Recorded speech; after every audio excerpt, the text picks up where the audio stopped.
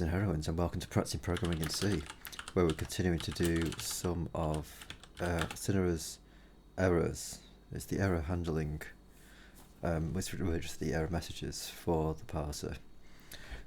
The eagle-eyed viewers amongst you may have spotted that until this stream, you will possibly have spotted that the file system usage has just increased and increased and increased with each passing stream, because I record the streams before uploading them to the internet. I managed to free up a little bit of space in the home directory, the home partition actually. I think we were down to like 4 or 5 gig as of last night. Managed to free up some of that space, but notably I managed to free up about 200 gigabytes off the root partition, and that was just consumed by my games. Basically, it was all the games that were installed on Steam, so I just decided to uninstall all the games from Steam and basically just gave myself a bunch of space to continue streaming without having to buy any more space, essentially. To buy any more and install the actual, figure out how to actually, I don't know, add it to the current lot of space. Yeah, I mean, I suppose I could have just left that as a bit of an Easter egg, like people just coming along and just sort of seeing why is this so free all of a sudden. But yeah, just had to explain it. And yeah, I guess also previously I was writing obviously to home, but I've just made a different directory on the root partition that I have permission to write to, and that's where we'll be putting the stuff. But yeah, on with errors. I think we're actually doing the thing, aren't we? Yep. The mic's coming through. The recording, we're streaming. No drop frames. Everything looks fine. So let's do it. Let's do a bit more of this stuff. Config error. That's that's one of our errors. Let's just run the program. I think I was thinking of actually changing the wording of this one, I think. So like, spec does not contain field. I think that would.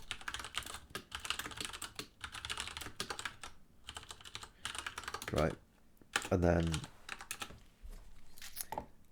spec does not contain field. We're talking about this thing being the field. Unidentified this. Field already set. I think that's a bit more. I think that's a better way of doing it. Better way of wording it.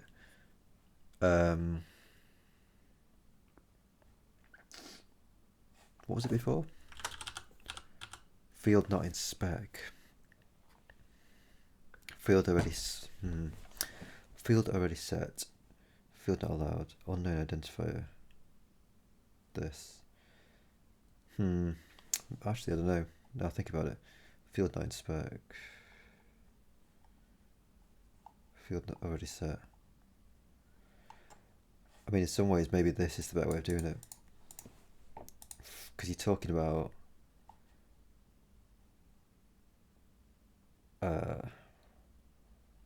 the subject of this phrase is the field, and not in spec is the circumstance of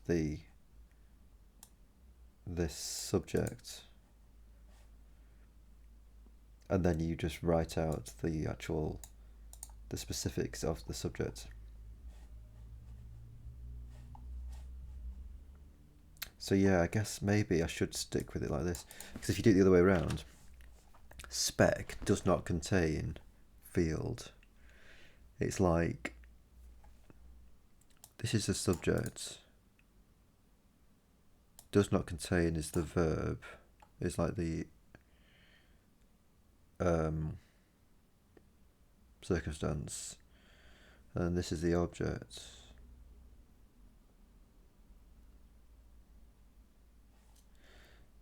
And then you would have written this as the object, whereas like all the other stuff has like the thing that we've written out here is actually the subject of the message.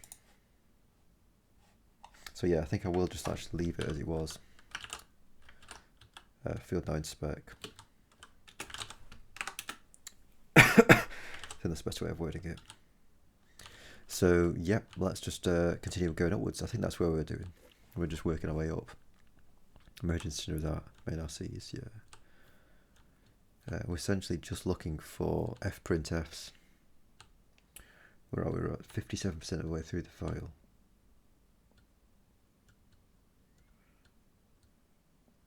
That's the parent pointers.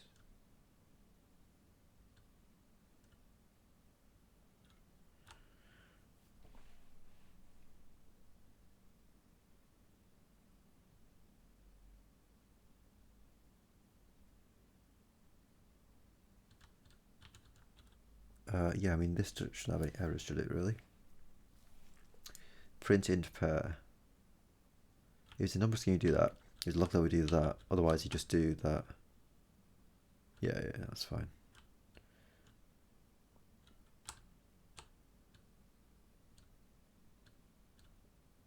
To parse Simons is the guy that we were doing the other day. So maybe we're kind of going in waves. We're going down the file and then up the functions that actually we're doing the stuff. Push string is, we had this, we printed that for some reason. Count is the dest count.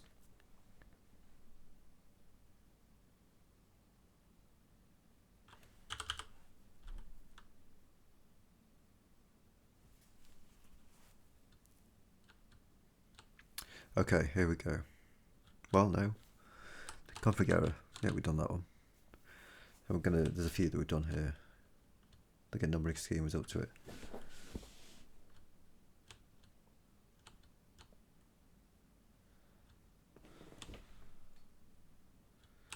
Print type specs.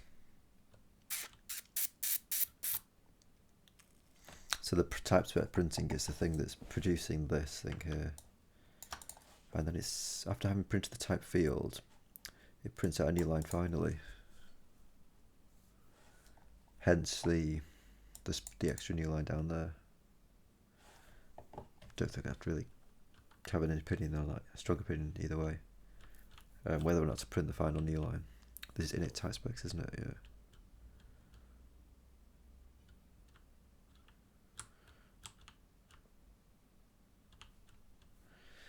So 30% of the way through the file, it's possible that we're not going to encounter any more errors to handle up here.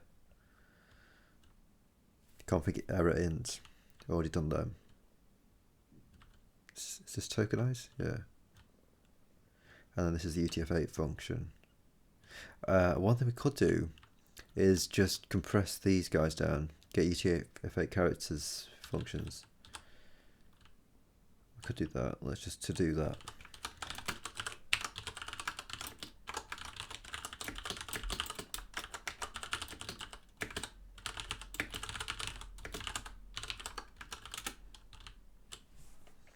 So config error of expectation. Yes, this is the actual function. So yeah, I guess there can't be anything above here, don't think. Could there? Do you know what I mean? I mean, I would have thought that I would have put that out, those actual functions in a place where they could even be used.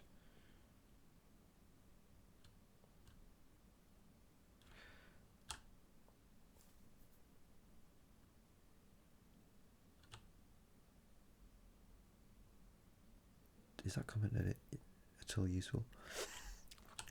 Because you can sort of see right there that null comment and new lines don't get pushed.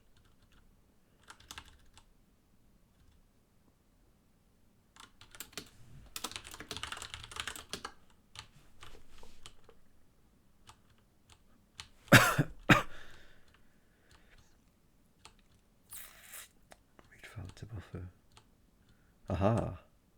Oh, this is make string, which is a different person. It's not specific to the config.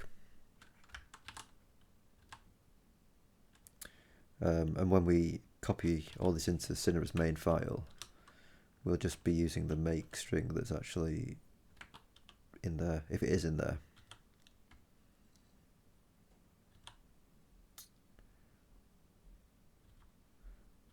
Right, top of the file. So let's do the UTF-8 functions. Let's just compress those dudes. And then work our way back down the file. Yeah, continue back down the file, going up the functions. Because that was just what we're doing. Doesn't really matter which way we do it, but what I mean by going up the functions is just by starting at the bottom of the function and going up. Testing the error cases and writing the actual message. So get UTF-8 character from buffer.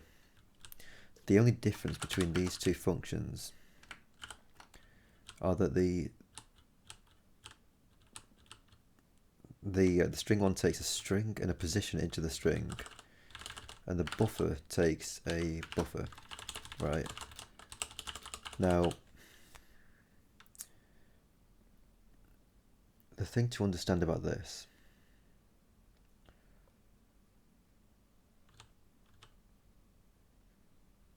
the buffer right, let me just note down what we got. The B pointer is essentially equal to the string, right? I think that's essentially what we're talking about, isn't it? Or, I mean, more specifically, it's that is equal to that position. And the B size is equal to the string length. So we need to use, isn't it? Yeah, the B size. So position plus 3. So I think, because we basically B pointer take away B location is getting us our position into the buffer. So I think we should take the position. I think we probably want to take a void star, which is our current pointer.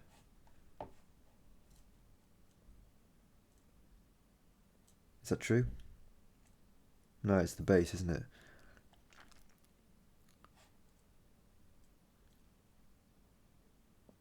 We probably, yeah, you probably want to take a void star, which is the base pointer. I mean, they might even be the same actually. A string and a buffer. Let's just have a look. Yeah, that pointer is actually just a char star, and the string's base is also a char star. So you can just take a char star pointer, which is like the base pointer of things.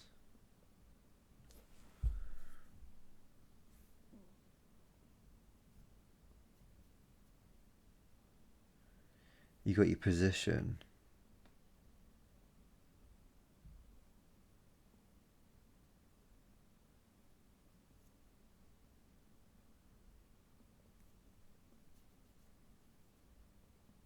And the position was there, so we could, yes, you can get some way into the string. Because you're not necessarily getting it from the start of the string, it's some way into the string. Similar to how the buffer one is some way into the buffer, it's not the start of the buffer. And then the only bit of information we don't have is the extents of the things. Right. So this guy comes with its length, as does this guy come with its size. So I think it's just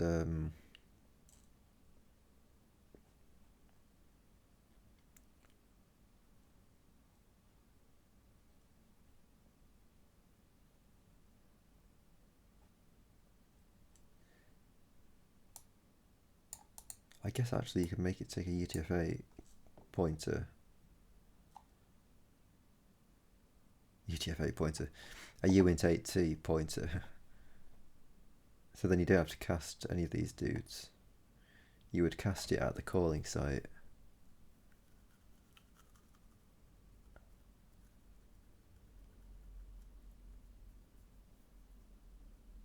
I think.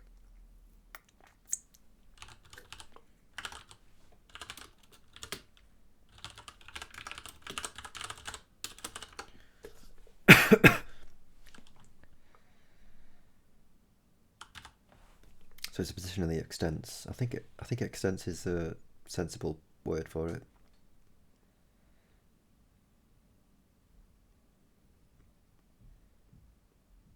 Right.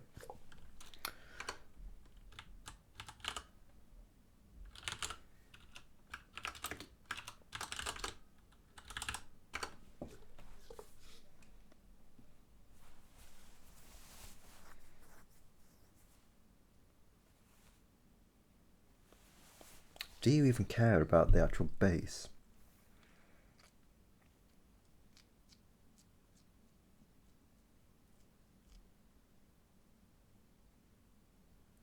All you really need to know is the point that you're at, isn't it?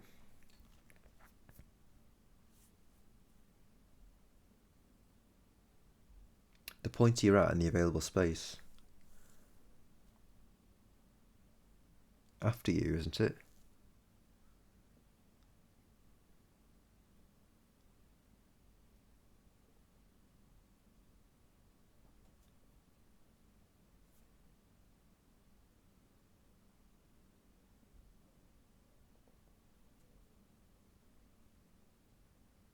Available bytes remaining, isn't it?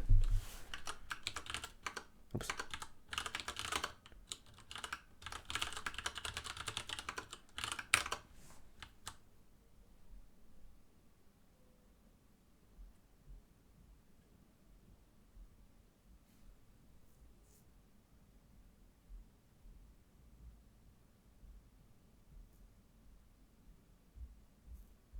Right. Ain't that right?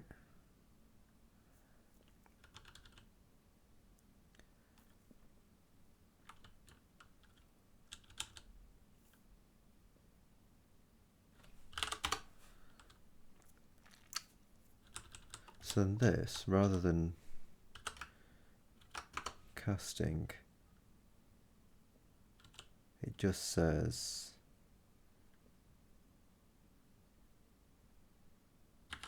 that if the pointer, I mean, it's kind of like, it's more like this one actually, because it's the 0th, but let's just roll with it for now.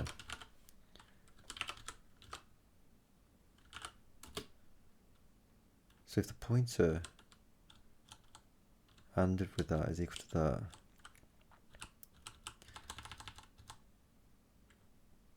and then you just say if 3 is less than the bytes remaining,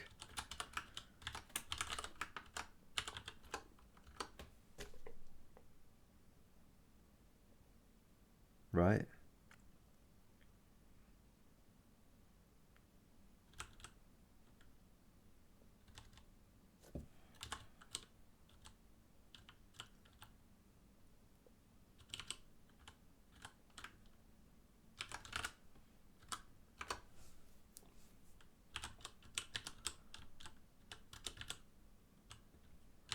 And again, you don't need to cast it because we've already casted it on the outside.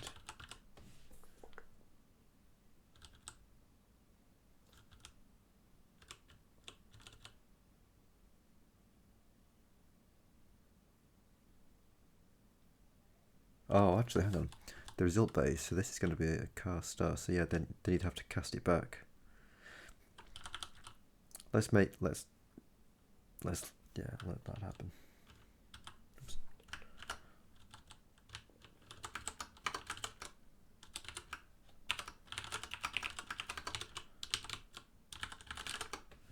So you take the car pointer, and bytes remaining. You get a cast of that.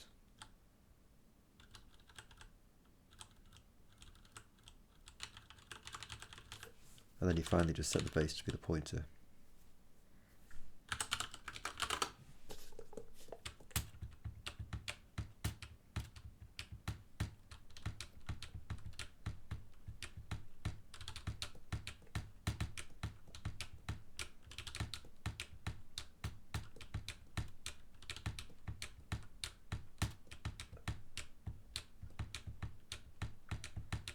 think that's reasonable.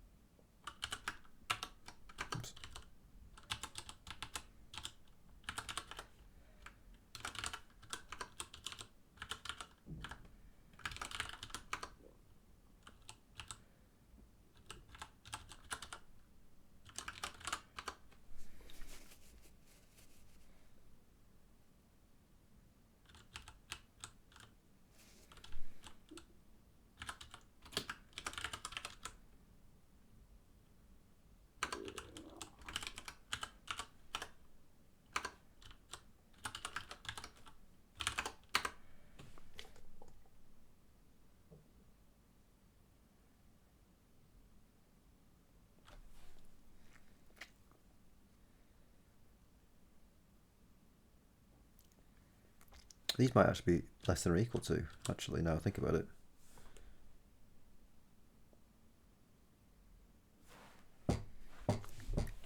Got your pointer. It's 1 byte remaining. If there's 1 byte remaining, you need to... Yeah, let's just say that that's less than or equal to.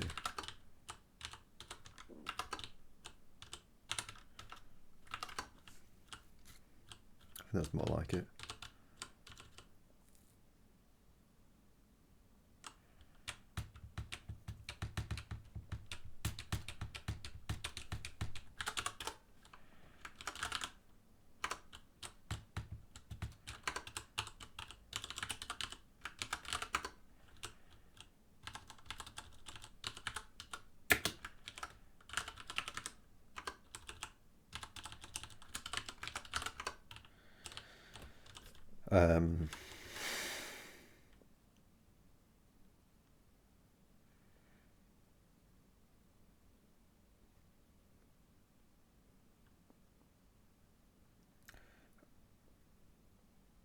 Result.length. So yeah, result.length, isn't it? I guess it's the incoming point, so it's I think it's just while the result.length is less than the incoming thing, isn't it?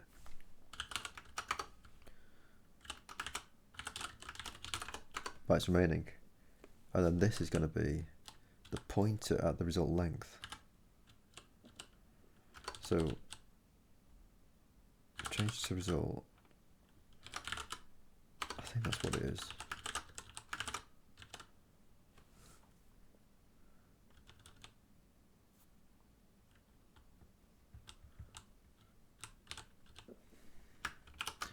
Then let's go down and change that particular function.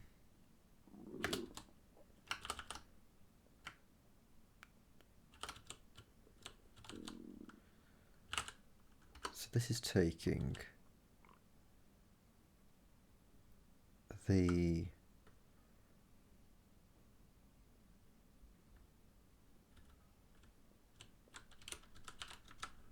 this, isn't it? And then it's taking the content length, take away I.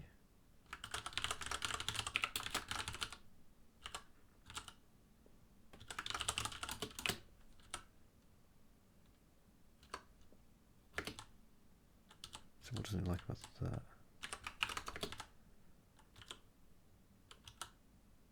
I guess it needs to take, rather than that, it's like this.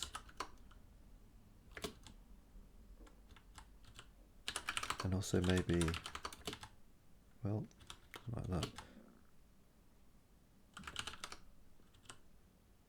Didn't one of those just build? Just like that.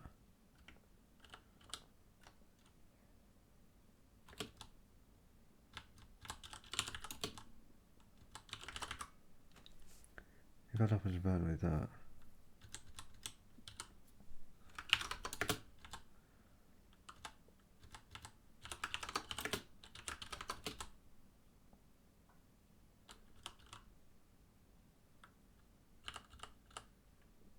Right.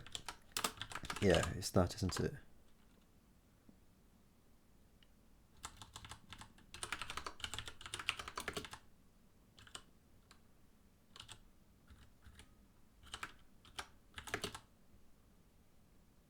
Right. We're getting there.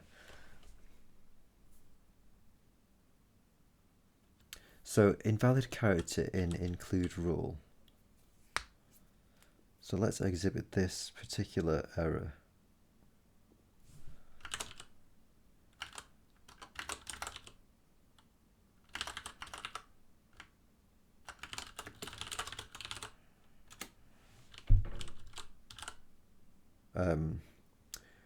We need to be able to get into this function. Oh wait, actually, this would just give us it, wouldn't it? Invalid character in include rule there. Let's give ourselves another thing. Let's try and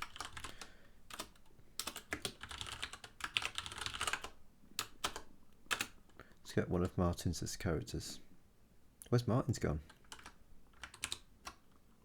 Oh, he's up here.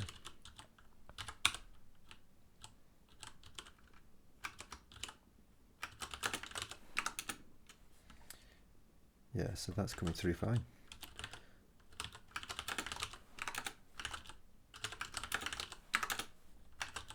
Perfect. So that's how that works. So then whenever you're doing get character from buffer, just make this take the B pointer, right? Because that's what we were using. And the B size. Take away. So the B size, so we need to be saying the B size, take away the B pointer, take away the B location to get the extends.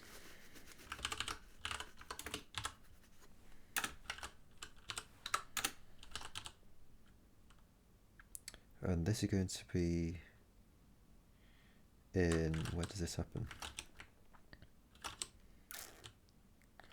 Well, it's anywhere, isn't it? I think this was where we had our Greek question mark. So we just go and get that question mark again.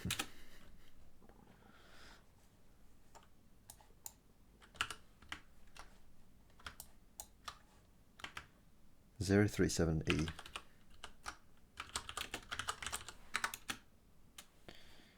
Yeah, now that's correctly coming through still.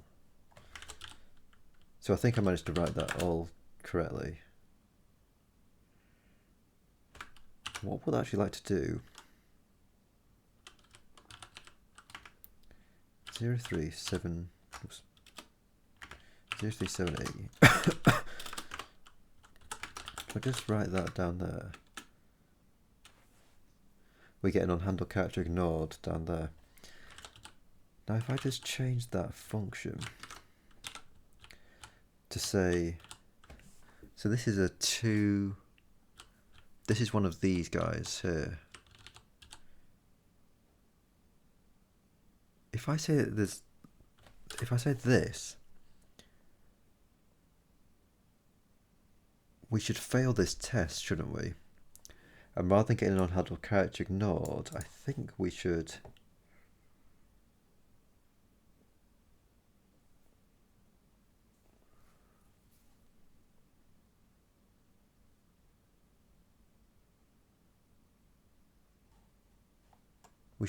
say it's a malformed thing, shouldn't we?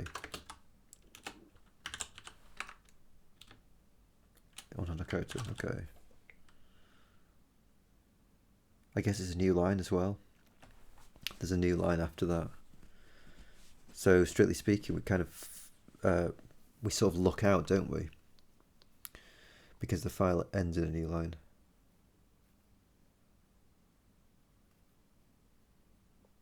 I guess we could just go in and delete that new line, could we?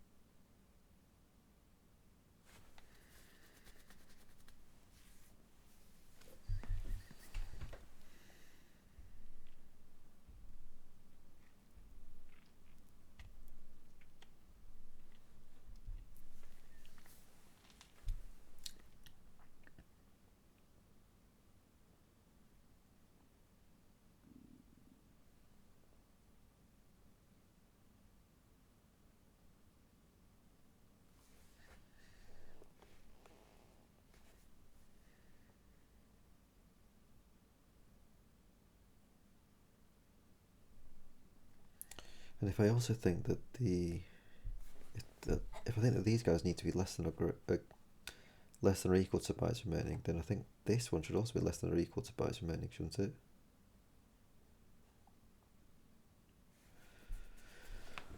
So if the result, so we've got a pointer somewhere in a buffer. Let's just say that it's at the last character in the buffer.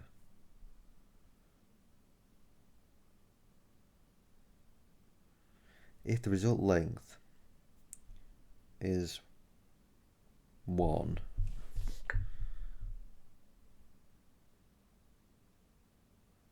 so in other words, we're at the last character, so there's no bytes remaining.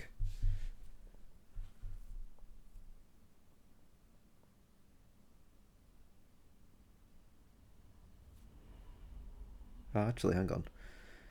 It's the number of bytes after the current. Let's just say that it's just totally less than.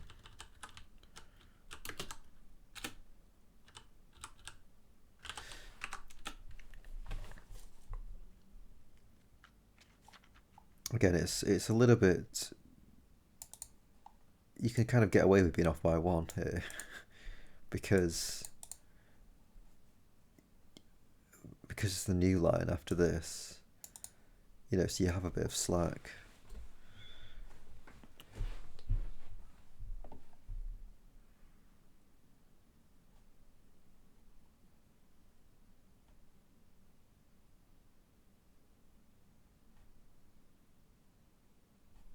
And also, I think maybe just flipping the sense of these might be making a bit more sense. Like bytes remaining. Actually, when you word it the other way around, if bytes remaining is greater than or equal to 3, that means that you've got enough bytes remaining to do the rest of the thing, doesn't it?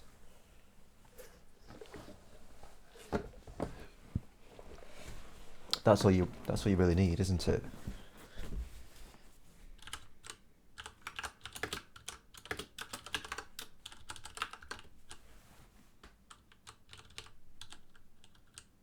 Right, and then you just peel them off.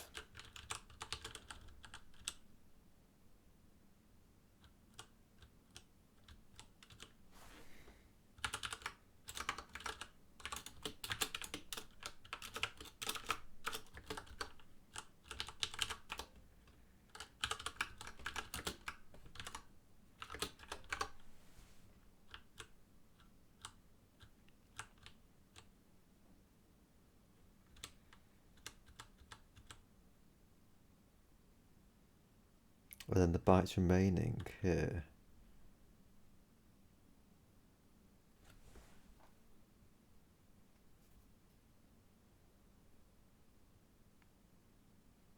I think it's just the same deal again, isn't it?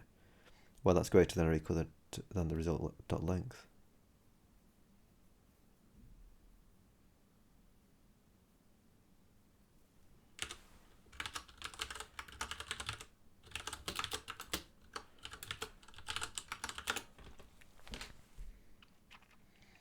I know it's a bit weird to be wording it that way, because usually when you do a for loop and you're like incrementing something, you're usually saying, while that is less than something.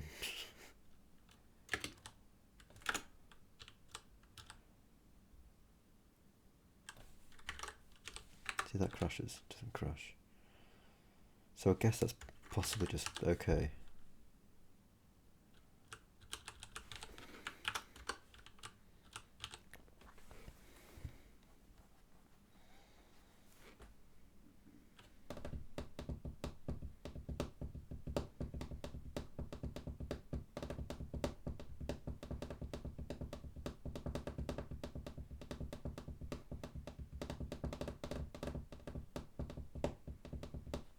Yeah, let's go with that. And that means that this function here can go away. Get UTF character is the only function that we have that does that. And it only happens in 2 places, this get UTF character. But I think this is a better way of doing it. I mean, we're doing it the same, but I mean, just compressing them down so they've got the same. You know, it's just made more generic, basically, based on the information that we actually care about. So yeah, let's continue. So where we're up to was parse include rule, wasn't it? I think that's where we last did our errors. There's config errors down here, yeah.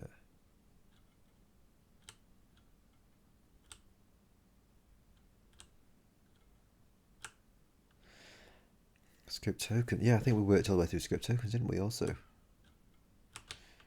I mean, you can see that up here, there's a config error.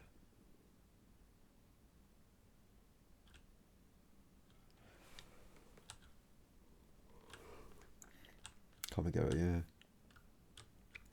The title list stuff, we still haven't got a good idea about.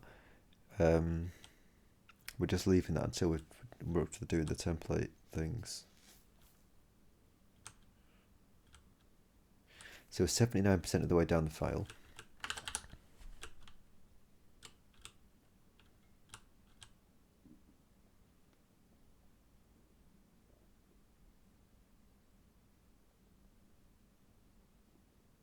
Oh yeah, one thing I did remember actually is that I need to add a new variable, or rather, sorry, I need to add a new identifier, which is like the genre of the thing. Let me just look that up actually, one sec. Trying to get the definition of genre.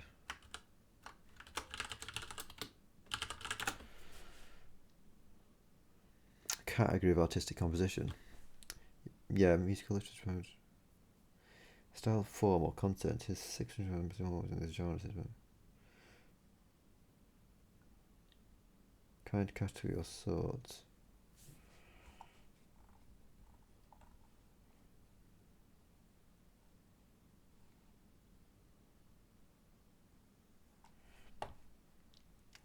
Yeah. I think genre is the word I want to use for it. Basically saying that something is in the genre of video, or it's in the genre of newsletter.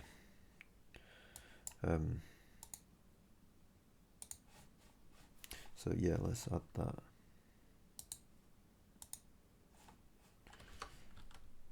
So where do these guys go?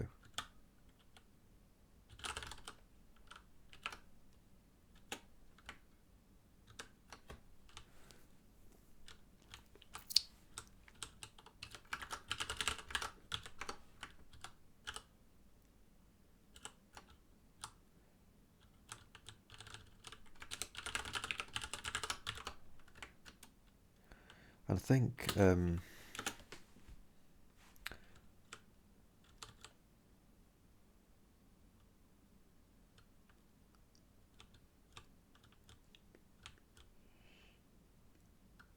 should have a limited number of these. So in the same way that we have like the log levels, we've got a limited number of log levels, we should have a limited amount of genres. And at first we're only going to have the video genre, and then when we add the ability to handle newsletters, then we will introduce a newsletter genre.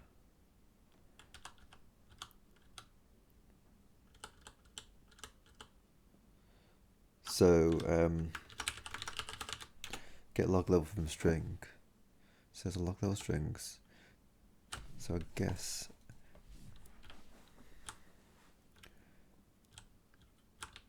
probably just right below there, isn't it? So in the same way that we've got this whole pattern here, it's like genres.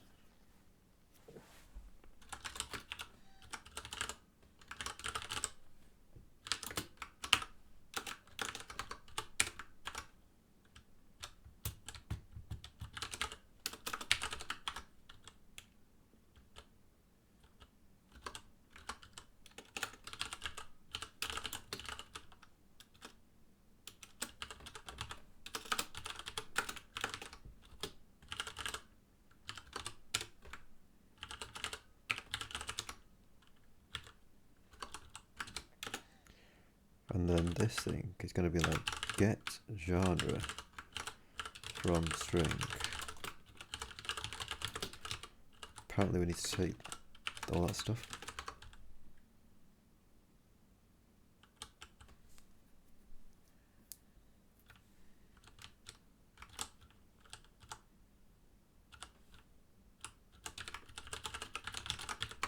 Hopefully we won't have a genre that's called count. That would be unfortunate.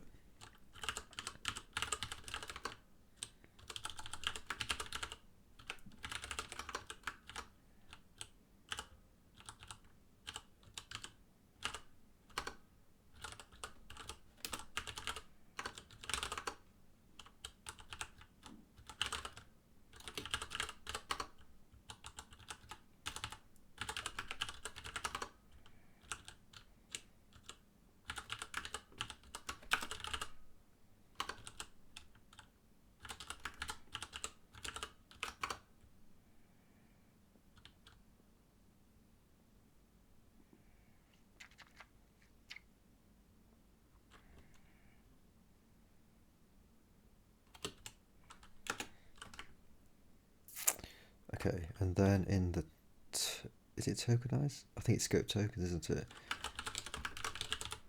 Scope tokens. If we've got a string,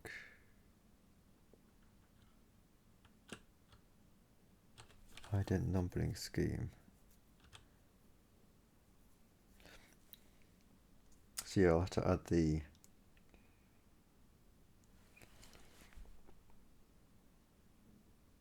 in the init type specs. We'll have to add a what is it? Is it a number? Is it a string rather? Yeah, it just seems to be a string. Yeah, a numbering scheme and all that. So let's just add above guest a genre.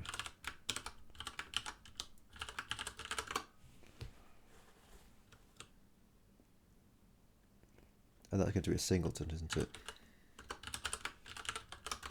So genre is a singleton. This can also be included within a project. That's it.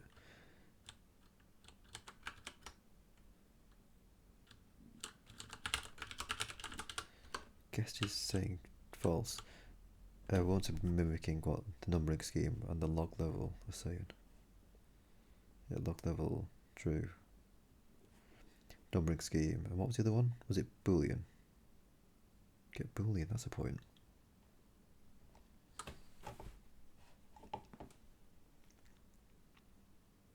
Ignore privacy is a Boolean. Yeah, and that was true. I don't need to it was also Boolean. But they come in. Sorry. No, this isn't a Boolean.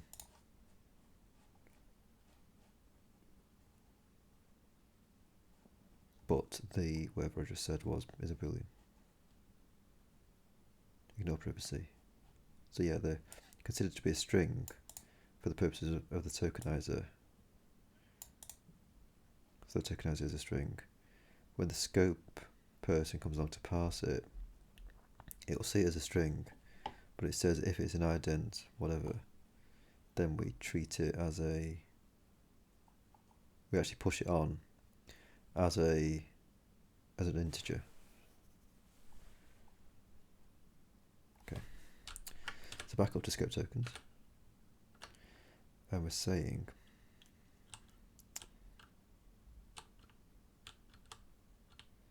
it's essentially copying. Yeah, it's copying guided log level.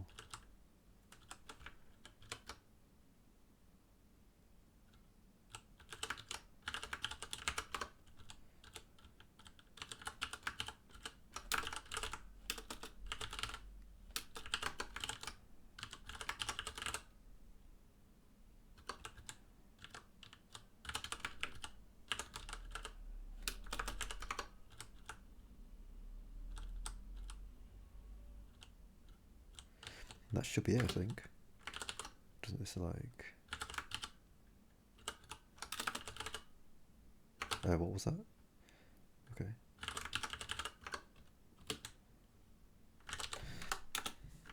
so it still builds. Now if we just say that just right up here, that the genre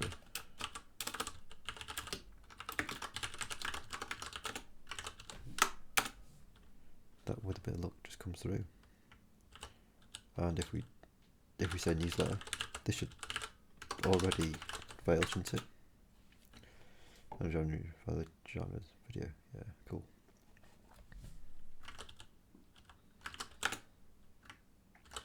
And I think just to be 100% doubly sure, let's just let this actually print out the whole lot so we can see the genre coming through. Hopefully. Oh, print project, we need to actually pass it. Ah, yeah, and push thingamajig is going to have to take it, isn't it? Going to have to handle it. It's a push project.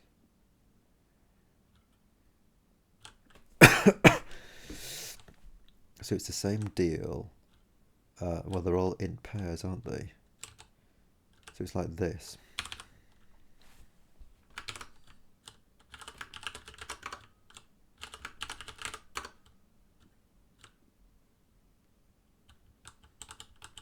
And then the P, the project, is going to have a genre. Jesus Christ.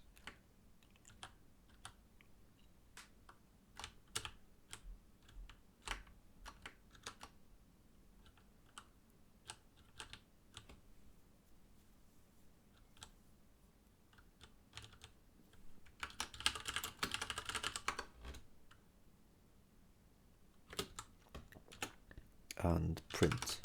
Sorry. Yeah, it was print project. We'll have to go through. Where's the numbering scheme? Print numbering scheme. Okay, so there's an actual specific print numbering scheme function.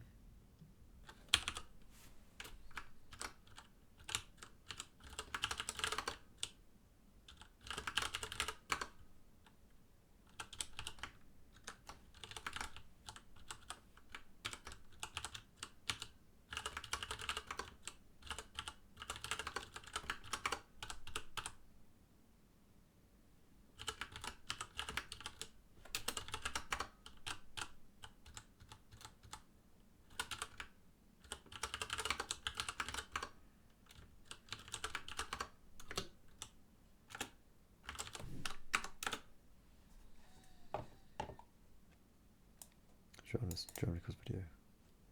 Cool. So yeah, that's it. And to add the newsletter, all you do is add it to the enum, isn't it?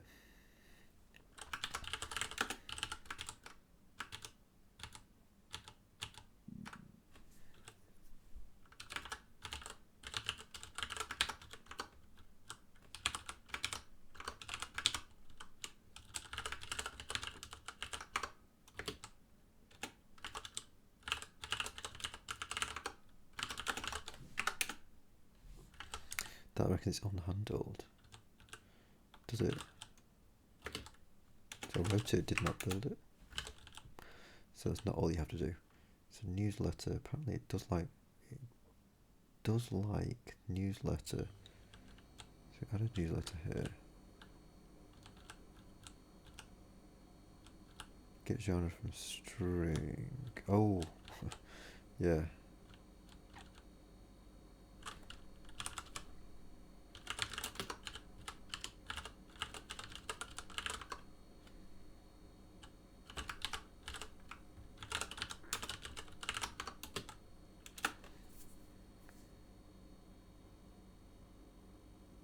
I think really what you want to be saying here is just looping through the genre, isn't it?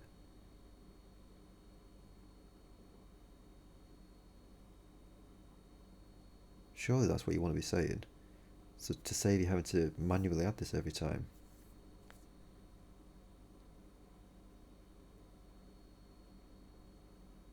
Because we've got the count, right? You want to loop over the genre count. saying if we match with that, then we return whatever the count was up to. But if we haven't returned, then you have to return the actual genre count.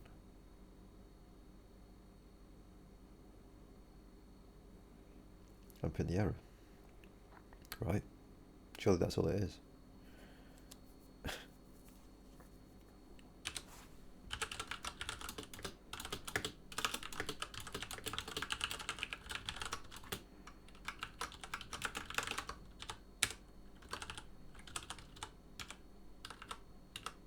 Could be completely mistaken it, but if strings differ the T content with genre strings,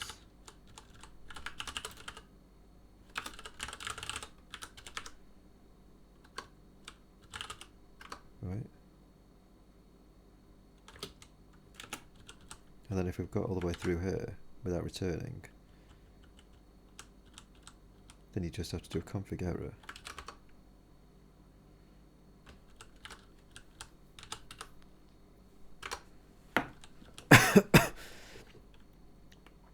Unknown genre, you've got the T content. You're again printing out the genre strings this time. And then return the genre count. Right?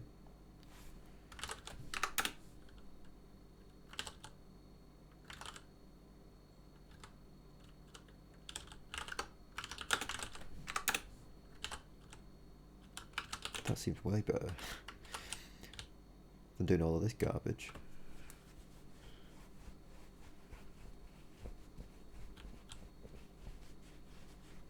Not exactly sure why I decided to do that.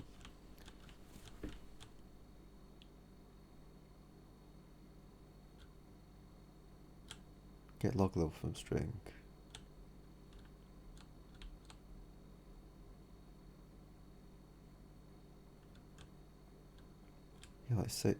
Yeah, same here again. Certainly the numbering scheme, that could happen. The bool might be a bit different because we're handling a bunch of different words for true and false. So I guess that's fair enough if this isn't gonna fly.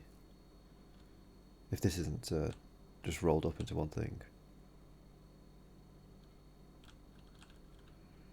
Well, I think this should just do the same thing.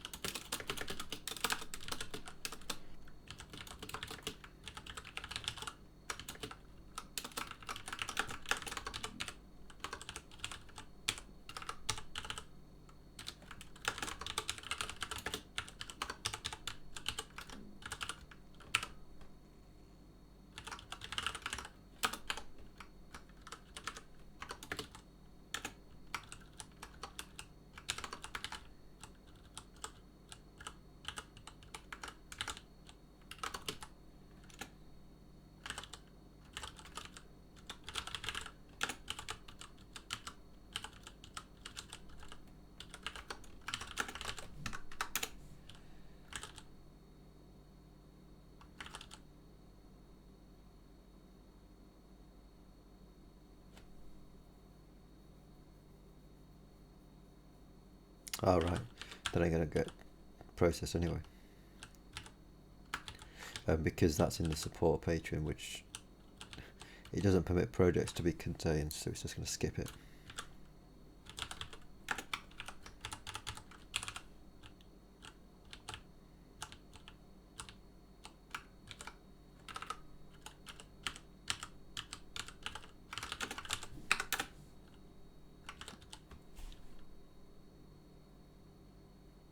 Yes, that still does the right thing.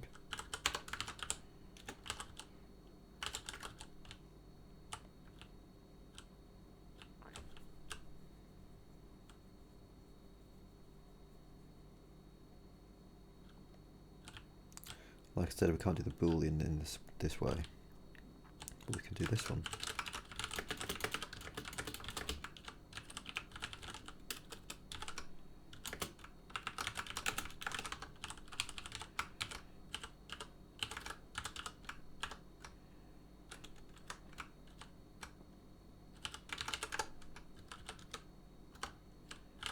Did I make it return the right thing there, by the way? Yeah, return I.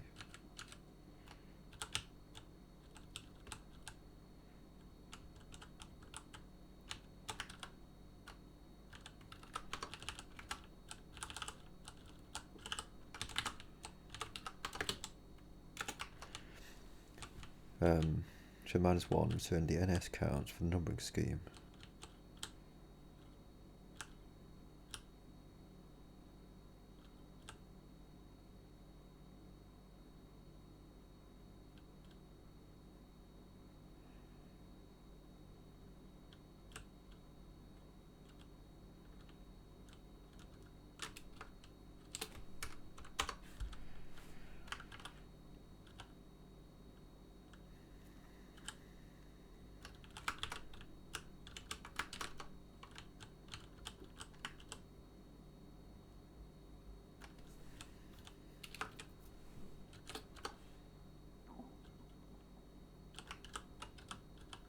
So yeah, I think that's more like what I want. Where's the genre?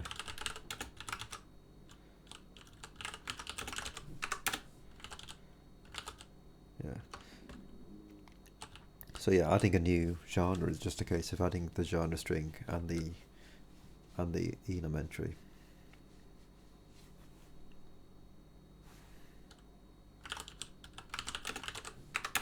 That passes. This doesn't. Perfect. So back to our story. I think also we got through scope tokens, didn't we? We realised that that was all done.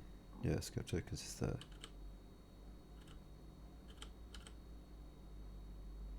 Title list we didn't know about. We've just gone through there. Added the genre.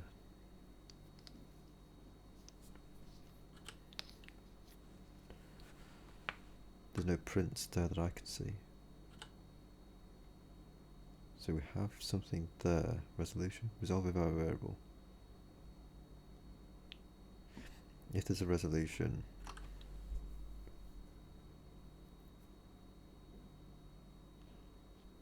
print the resolution. I feel we're satisfied that the resolution actually works, aren't we?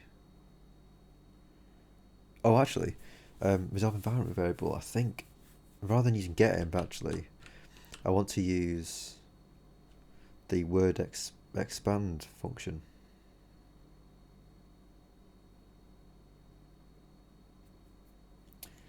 I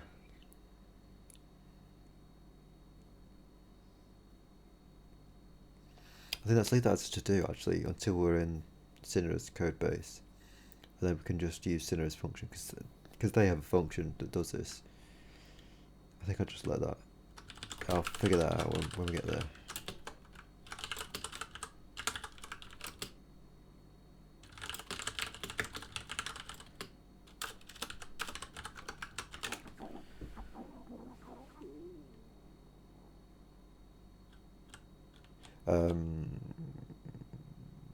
We could leave this printing out the resolution, I guess. Just while this isn't finished.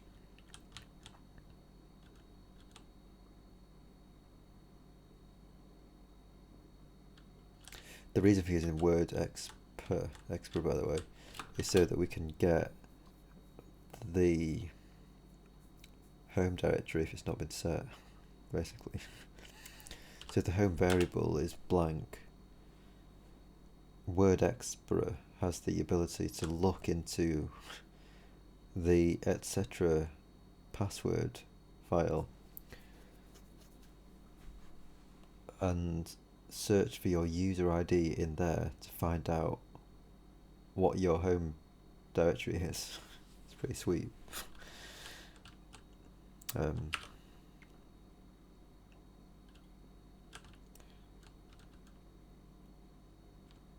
We could do it ourselves if you wanted to, but might as well just let word expr do it. See what the local variable could conceivably handle.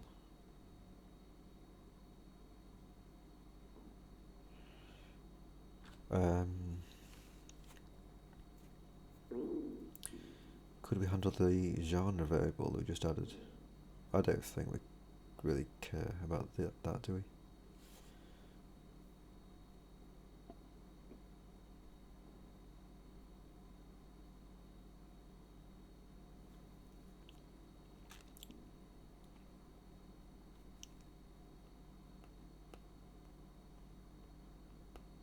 I will have to do in though, and this is something that can always be, it can always be expanded upon. You know, if people ask for variables to be available, we can just make them available. It doesn't work, does it? Because this is like that.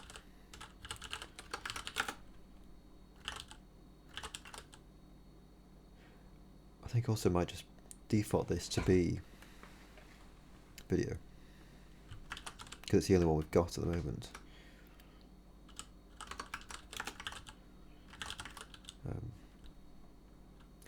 So yeah, before we get onto this, I wonder if this is the only function that has to... Oh no, there's parsing variable. Well, that's just reporting something. It'd be pretty great if this is the final function that needs an error message. But yeah, leave a mark, defaults, set the defaults. So there's some supports going in, set the numbering scheme.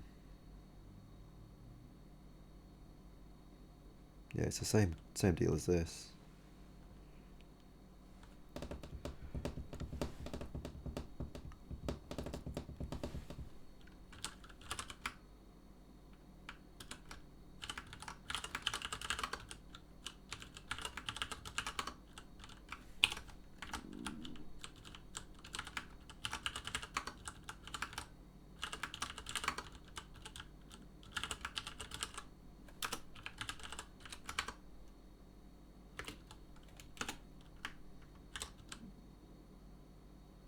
So we're not setting genre in the file, but it should be coming through, I believe. Yeah, genre equals video.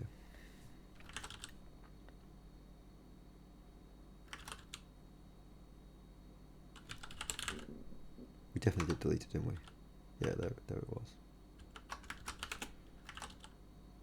So if you didn't do this, by the way, let's just show that happening.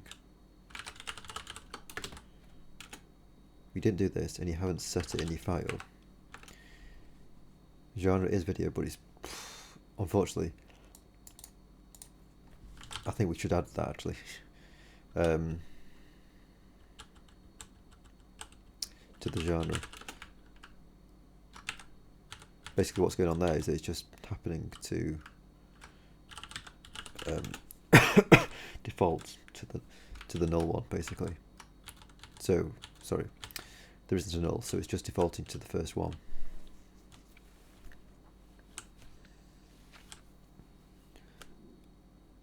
The numbering schemes. Ah, yeah, and also,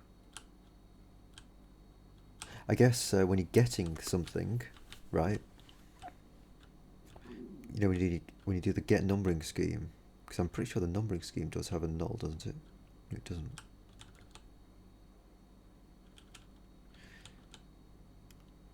I think we decided against setting a null in favour of setting the default, didn't we?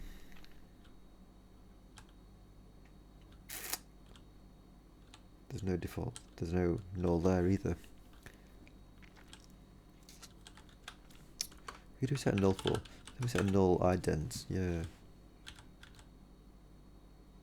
There's a config rule type null as well, which we need to use.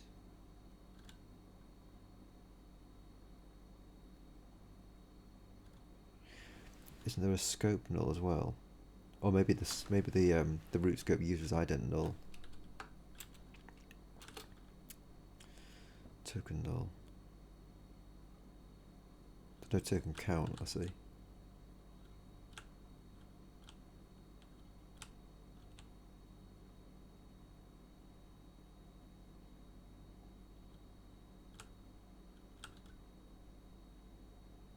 So yeah, that's all that's going on there.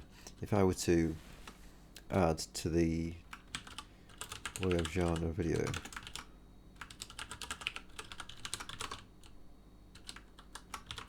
If I just add these guys, you find that the genre just ends up as the null one because that's the first one.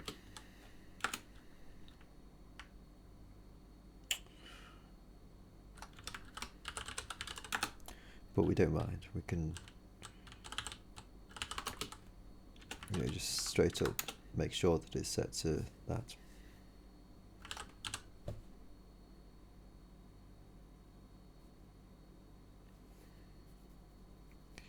Maybe once we have multiple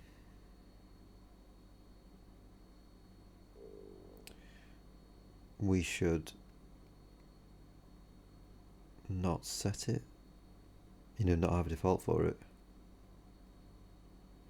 and then we introduce like a null genre which we can then check on and tell the user that something's gone awry, like we can't do it, we can't process this stuff. Because you can continue working with a log level, a default log level, and a default update fill. Also gets the numbering scheme. Well, I suppose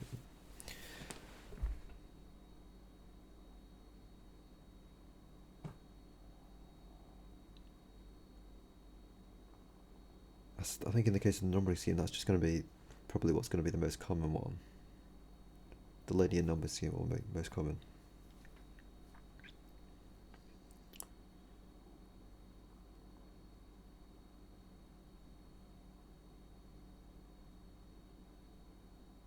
The genre, though.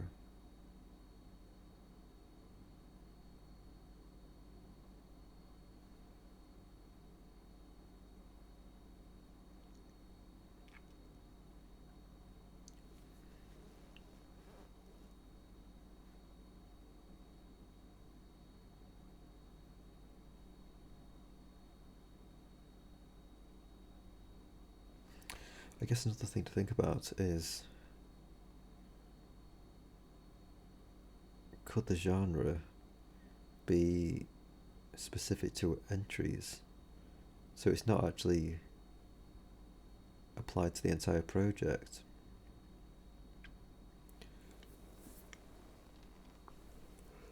But individual entries within a project could have different genres. Not 100% sure if that's a reasonable suggestion.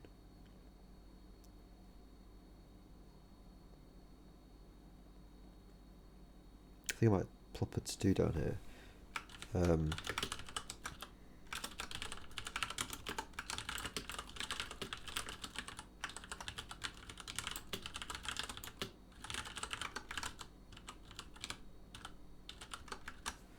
Once we have multiple genres,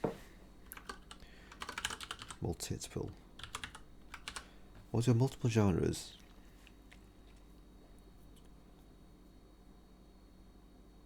well, actually that wouldn't be good enough, actually, would it? Because if we're going to be, because when we're doing all this stuff, we're going to have to store in the database what genre things are. Like straight out of the gate, we're going to have to store that.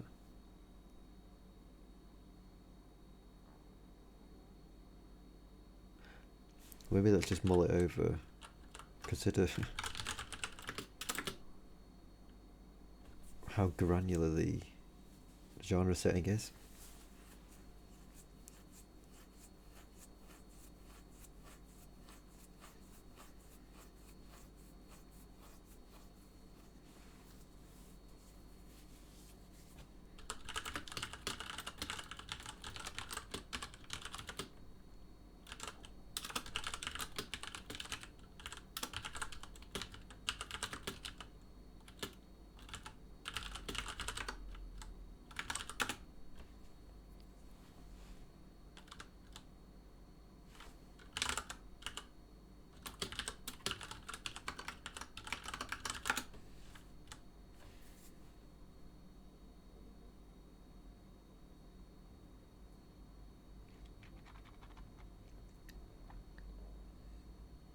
Yeah, we might as well ask insofar as to add a genre to the HTML format.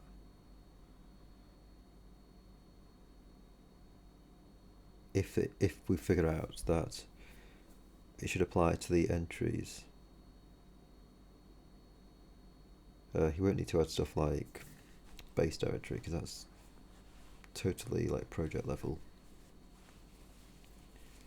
stuff.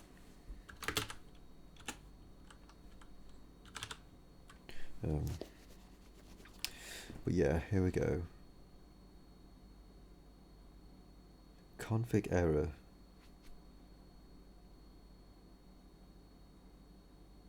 No owner set. Is that true?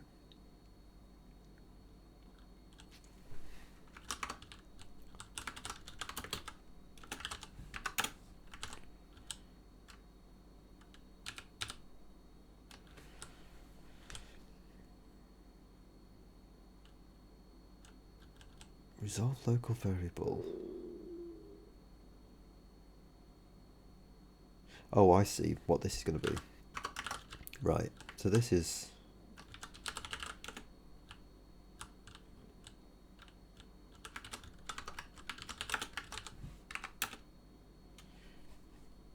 this, okay.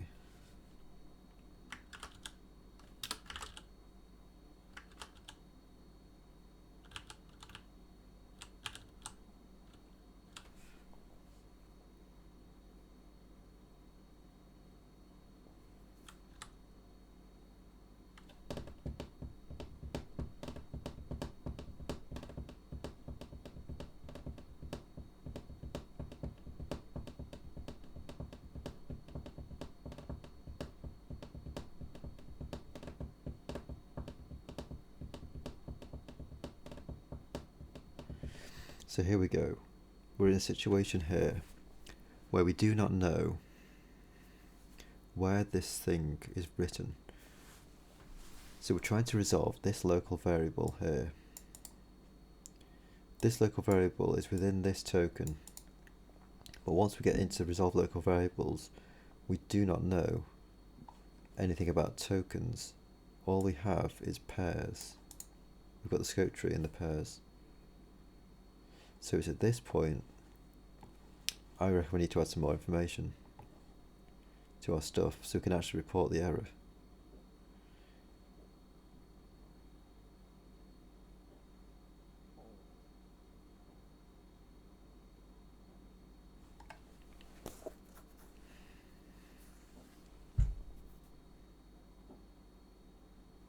It's basically going to be in the push thingamajigs. In the push string and the push pair, push int, and push scope probably. We need to say what line number they occurred on and in which file. And they might as well, the file name might as well be a pointer to the file name. And the line number could just be the line numbers just straight up, because it's just an int. Do I have a file line number?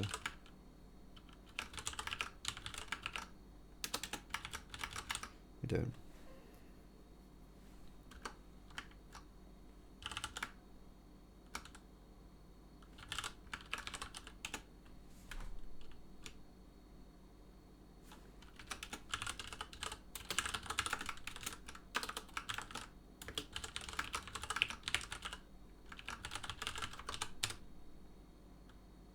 So this is going to be a pointer to a file. Well, hang on. It's file name. Beg your pardon.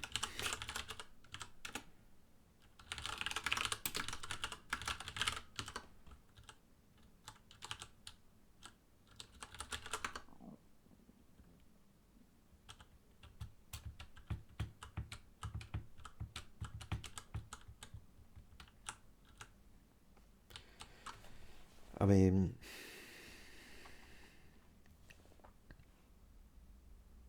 token position.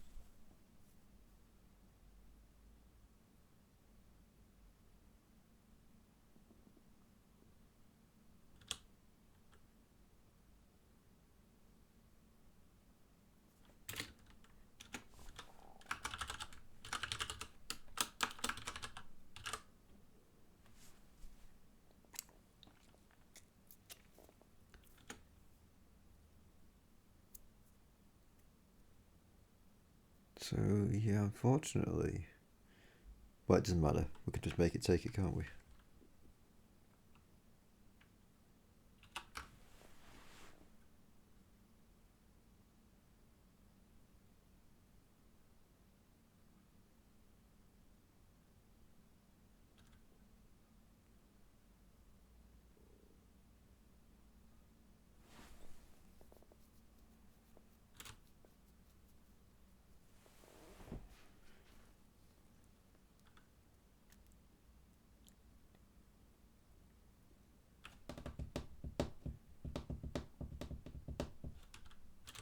So this is going to have to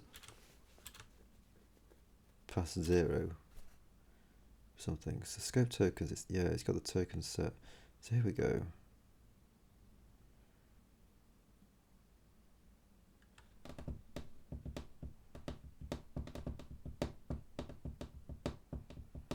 So we've got the T current index. Incrementing expect token semicolon. We'll get past the semicolon.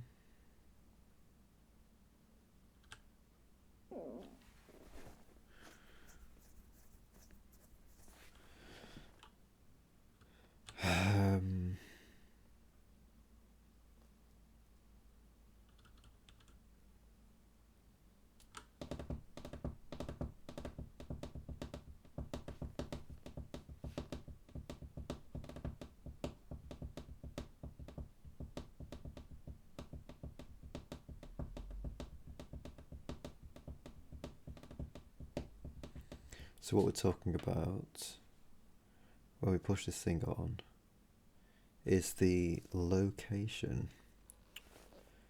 of the actual string. Right, it's this thing here. So it's the value, that's what we're talking about.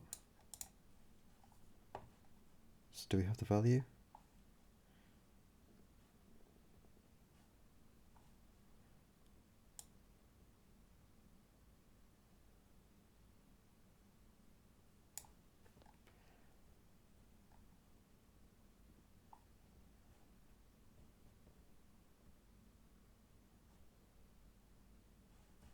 I guess the T token value is simply the current token.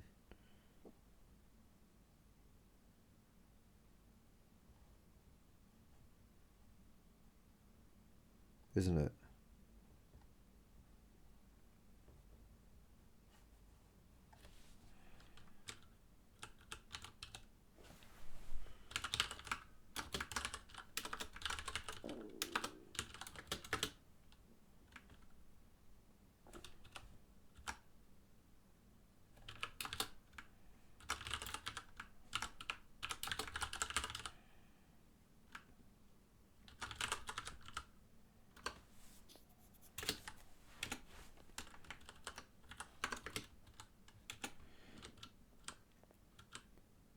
The T token of the current index. So I don't want to be dereferencing it.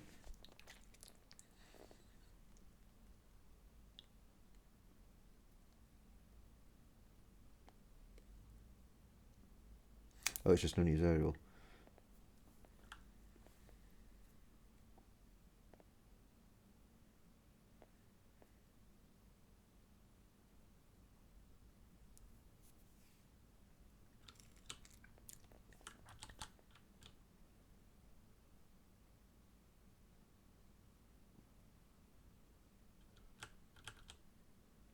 And also,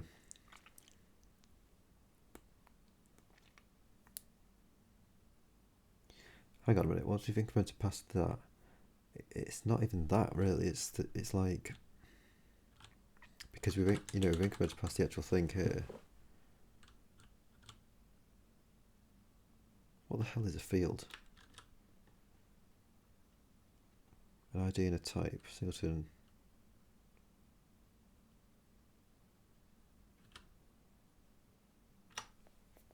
If the field type is a bear.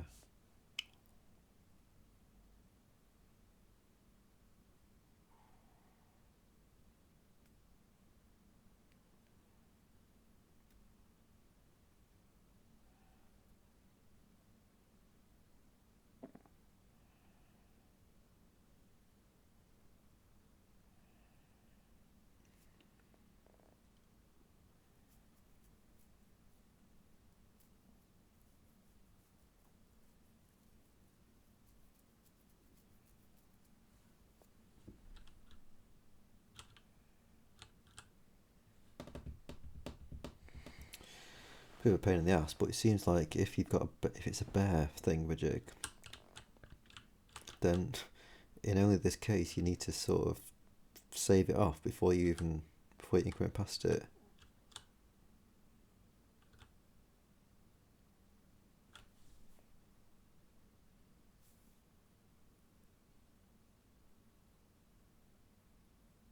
I mean, I suppose we could.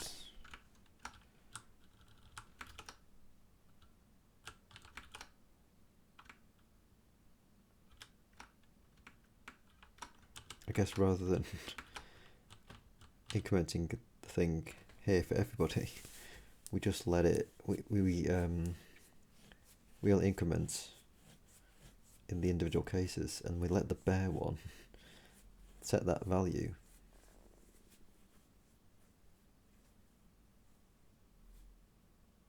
Using the current index.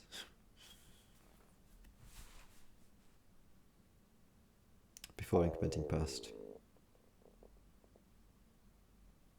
It's a bit unfortunate, but let's just say that's what happens.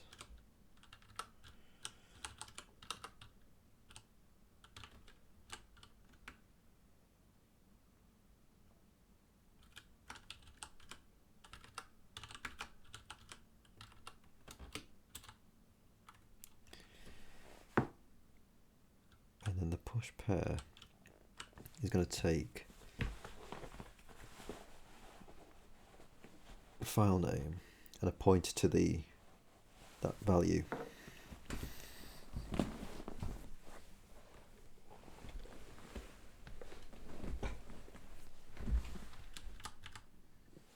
So it's that thing that we just bundled up, isn't it?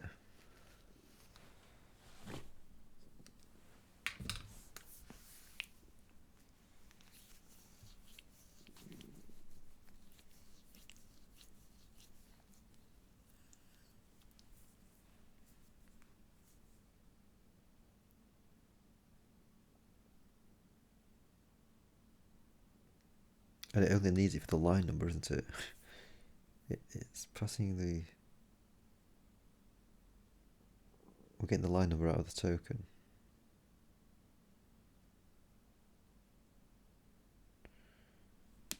The file name comes separately from the tokens thing.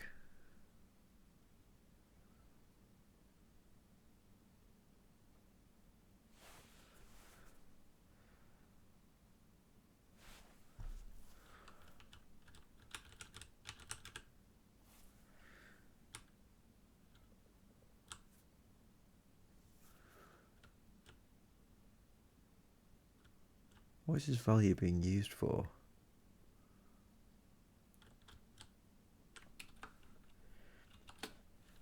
Okay, it's being used for the get number given string.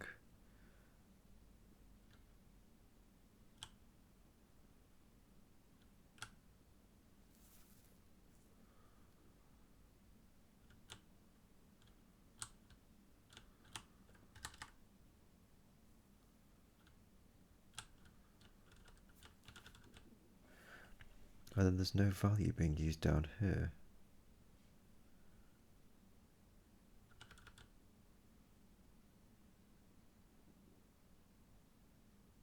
Oh, sorry, there is actually. There's value.content there.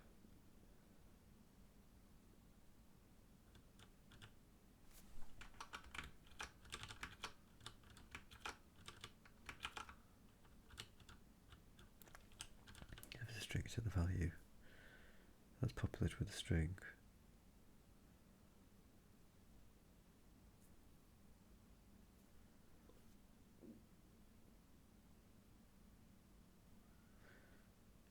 The token is going to be valid. Like, everybody can use this token, whether they're integers or whatever they are. So yeah, my instinct, and also this bear thing is a bit still dodgy because we don't even know if we're even going to bother with the thing that it's being used for, which is to title this stuff. We just still don't know that.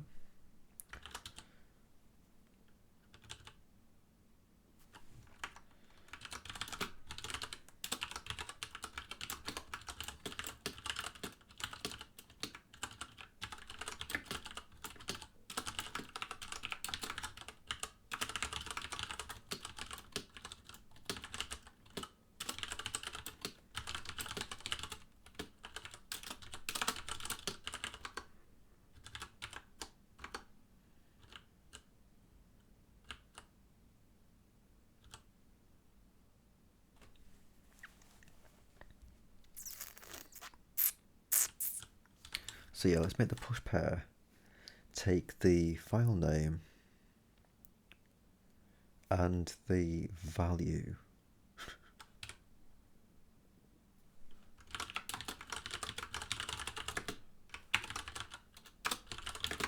And the file name itself is a 0.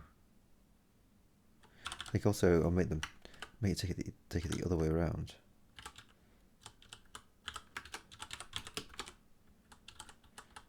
Right, just so that these things can be passed as nothing. I mean, obviously you can do it the other way around if you want.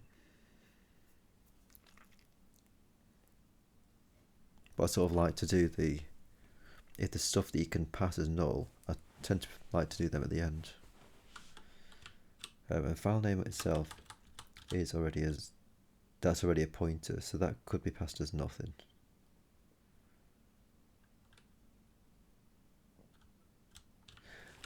So yeah, I think it's just a case of going through and looking at all the push functions and just doing that.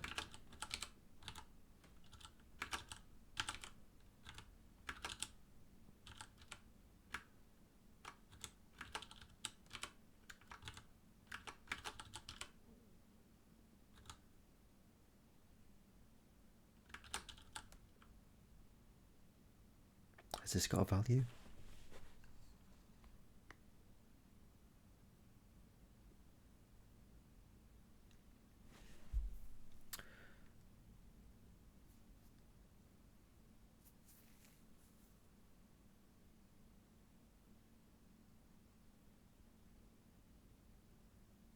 Also, can you even report any errors on a scope?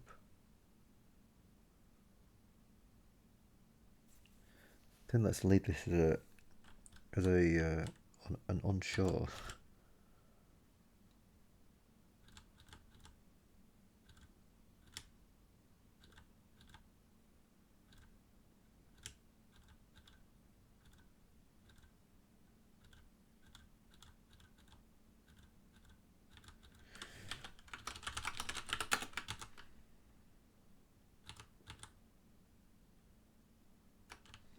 So these guys, all of these push functions in here, just can't know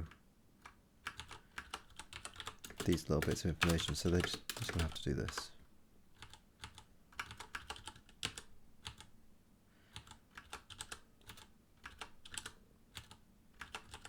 Oops.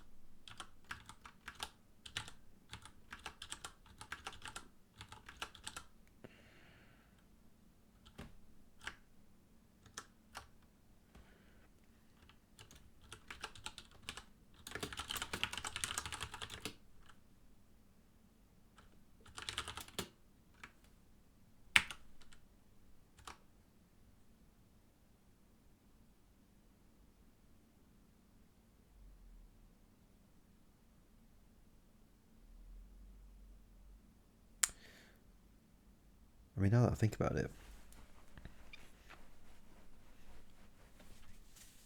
should it not just take the line numbers directly?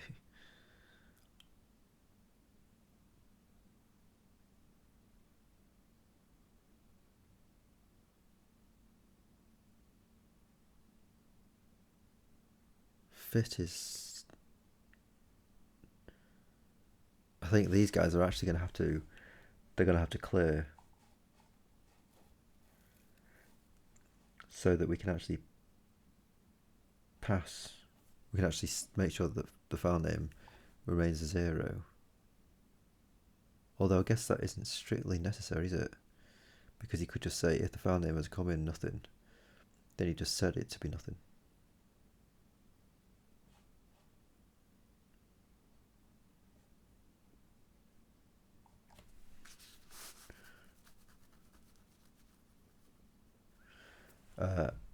And also, for what it's worth, if it comes in as nothing, I mean, either way, you just set it to what it's come in as, don't you?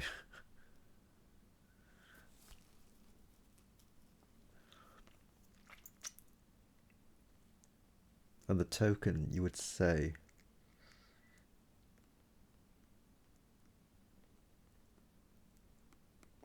yeah, I mean, It kind of seems like you want to be able to just, if you just set past the actual line number itself, then you just set it. You just straight up set the thing to be the thing. So you don't need to check if you've got a token. Yeah, screw this. File name and line number.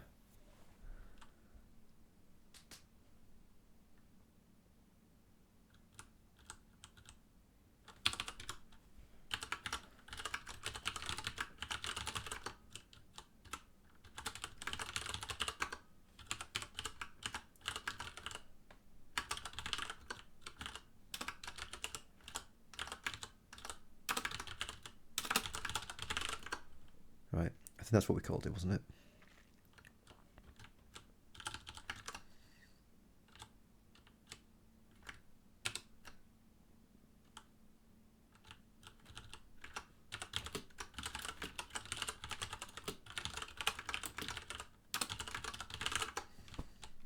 And I think 0 for a line number should be reasonable. You don't need to distinguish between 0 and -1, for example, as a not set thing.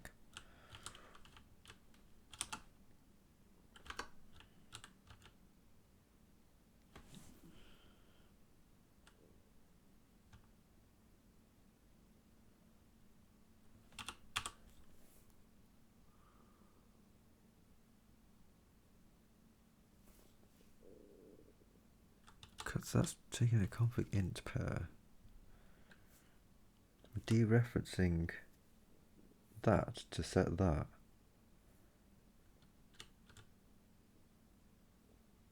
Well, that ain't going to work, is it? If we're going to try and dereference that.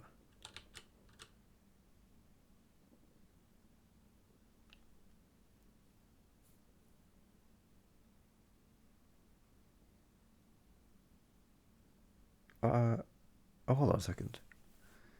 It's coming in as a...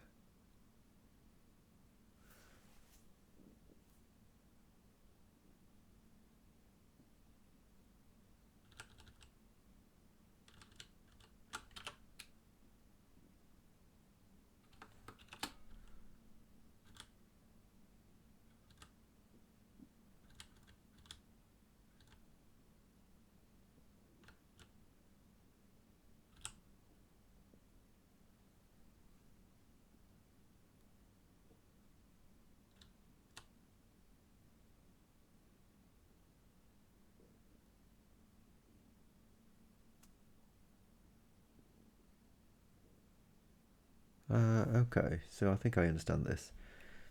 I think I understand that it might be reasonable to dereference this assignment here. Or rather...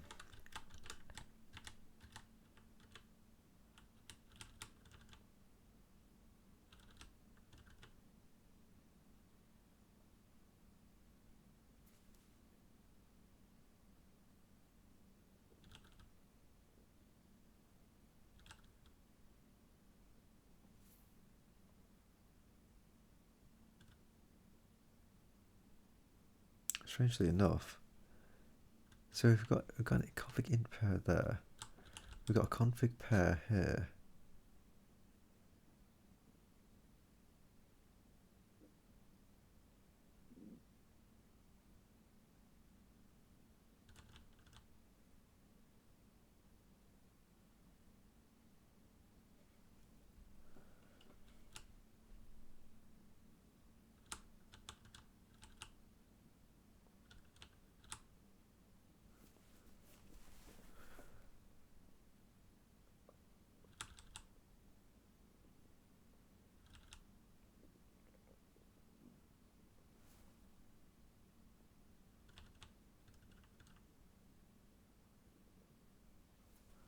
Why don't we just set the guys in the config pair?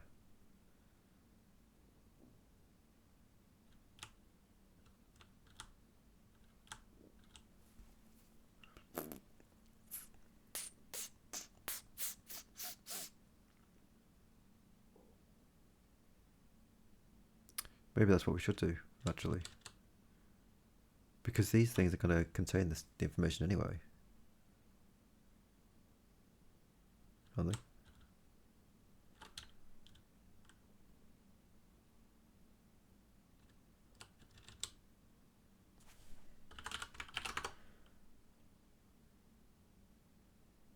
Yeah, I think that just sounds way more better, doesn't it?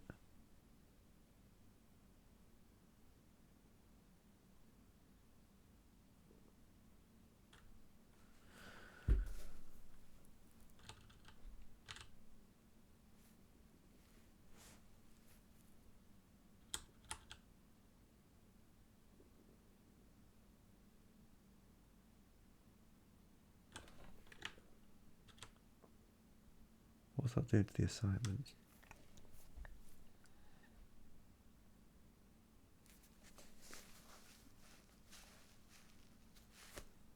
That's returning the T pairs.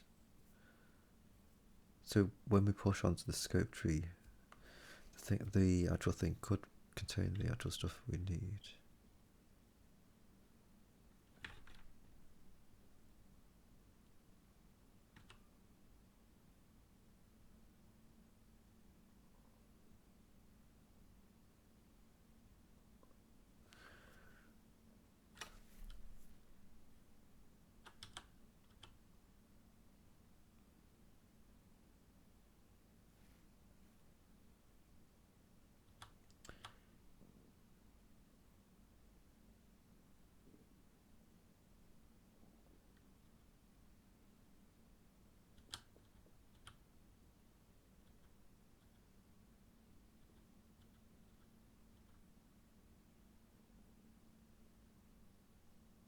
Yeah, right, so this is going to be nulled out, which is going to be fine. We initialize these dudes.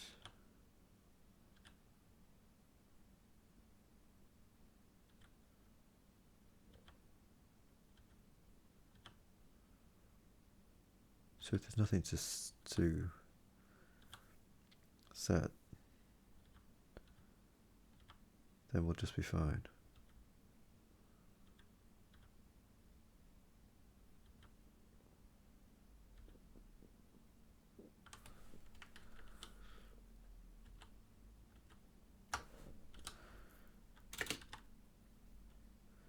So yeah, I'm inclined to say that here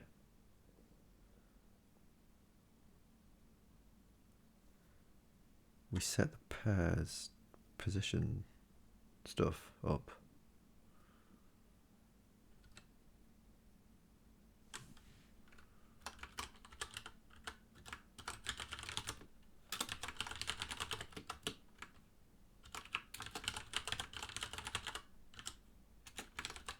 Sorry.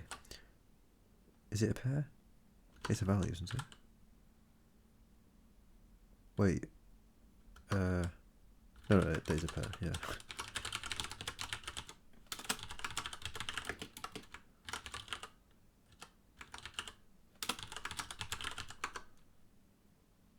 Right.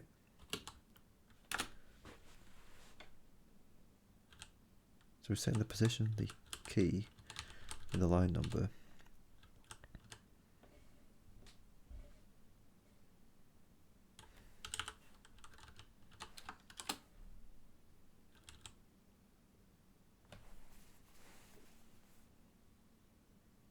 I'm passing that to get assignments.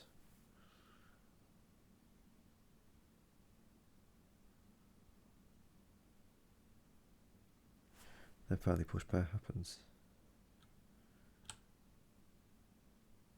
So yeah, I kind of have a feeling that that's all you need to do. Right? These guys are going to contain the actual stuff.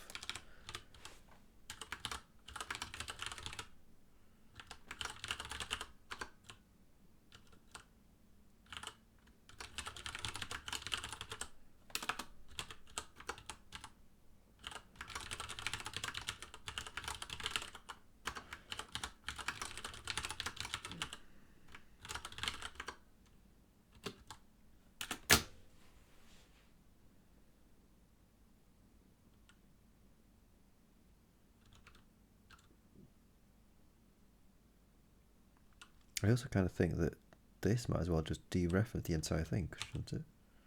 You know, in the same with the bool pair and the int pair. Can't that just happen?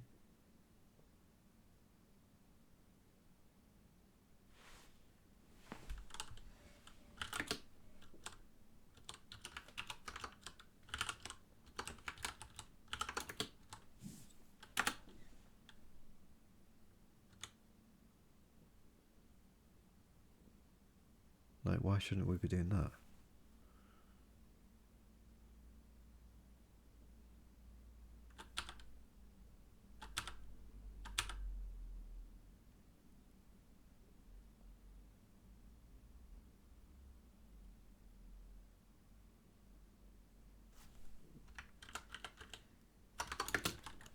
I don't think we're doing anything too funky yet.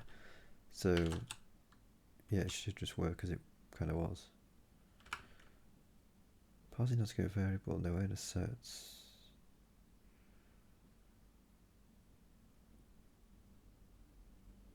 I mean, it seems to be getting through stuff, doesn't it?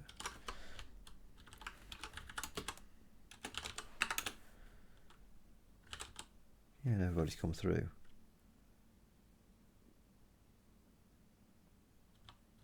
So yeah, I guess that's just fine. Push pair. So it's just a case of wherever we're doing push pair,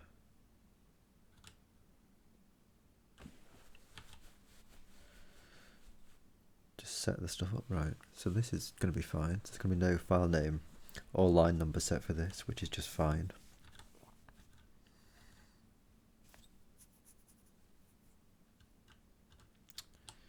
Key position line number. So let's just go down.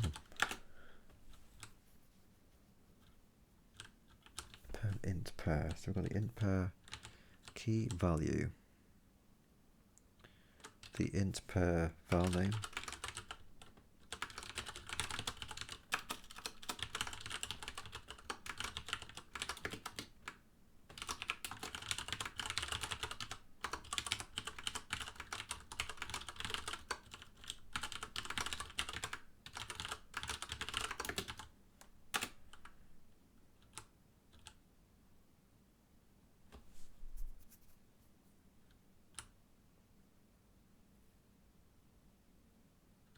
I wonder if we need to be a bit careful of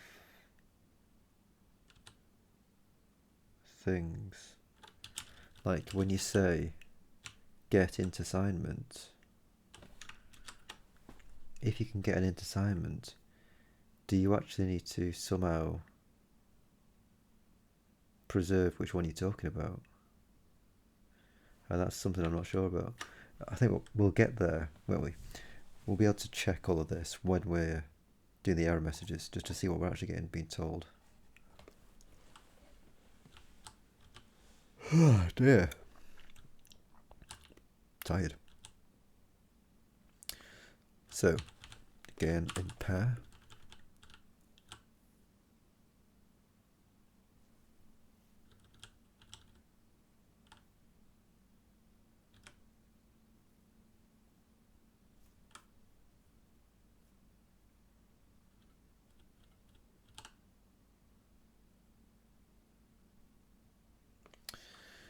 And another thing is like,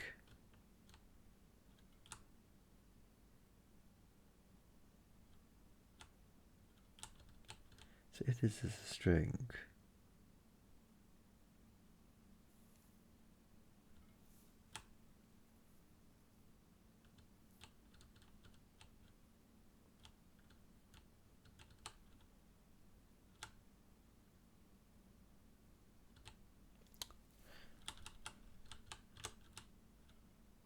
why not just prepare these guys up front? Right? So if you've got a field, just straight up fucking say,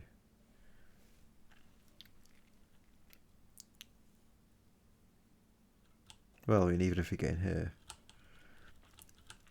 just before here, you sort of say config pair, config int pair, config pool pair. You set all your pairs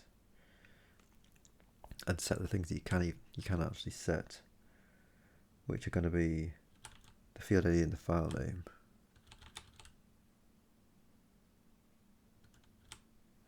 And then if they need to be used, they do get used, and if not, then they don't.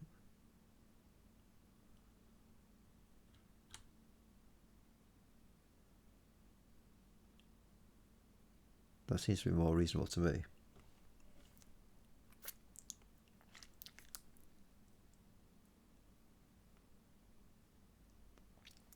It won't be wasting too much stack space. There's only a few values, and it just saves having to type them all out all the time.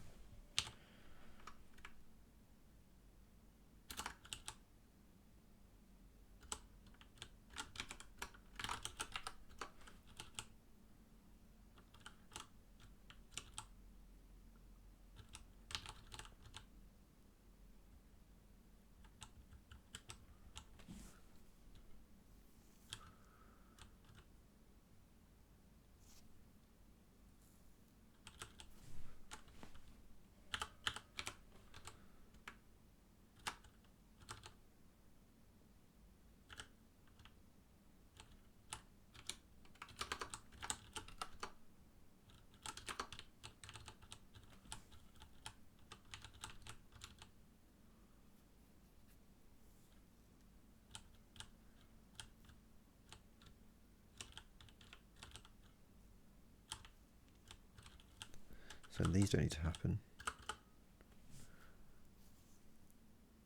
The value has been got from up here, right up here. So it's the values line number. So yeah, I guess once you've got the value, you can just straight up set the line number. For both things, whether it's an int pair or a pair.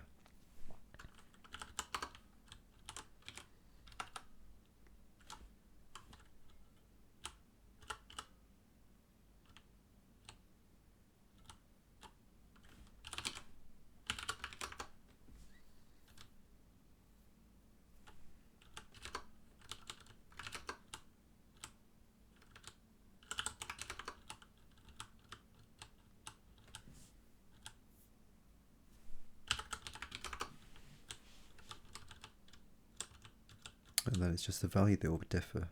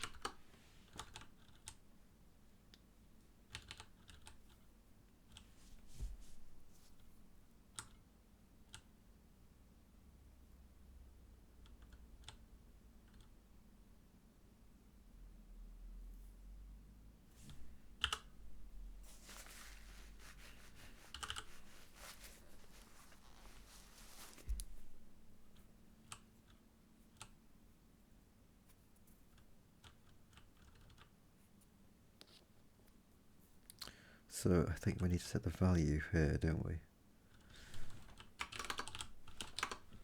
Because it's a different expectation. So we do set the value here. Field ID would already been set, and we don't initialize the int pair.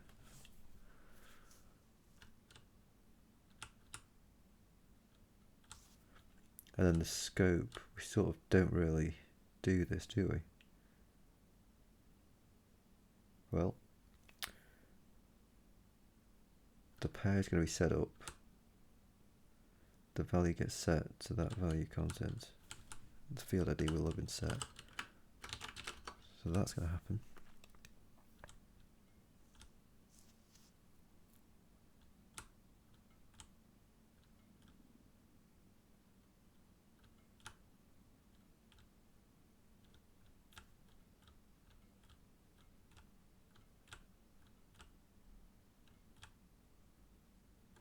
So does this build even? It does build. Does it crash? It doesn't crash. And I think it looks the same as it used to do.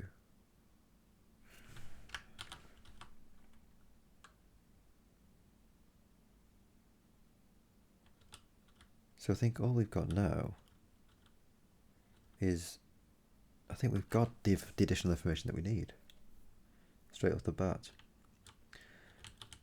For the ID, the file name, thingamajig. Then having retrieved the value out of here, we set the line number. So we set that to be the current index. So I guess actually we can do that right there, can't we? Because you got that value. And then you come past it. Continue on.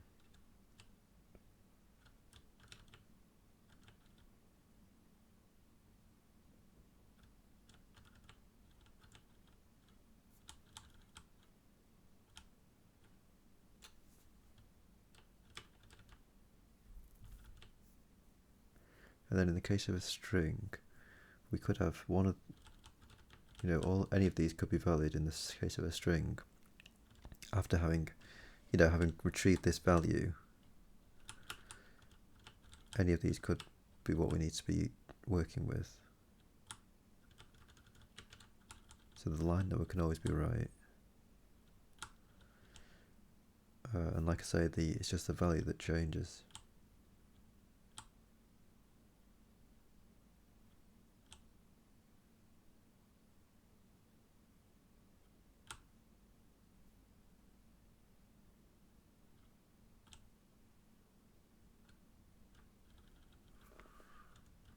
In the case of a number, it can only be a number.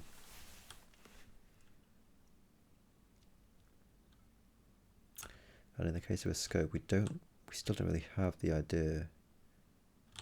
We don't really understand whether a scope has to take a file or line number.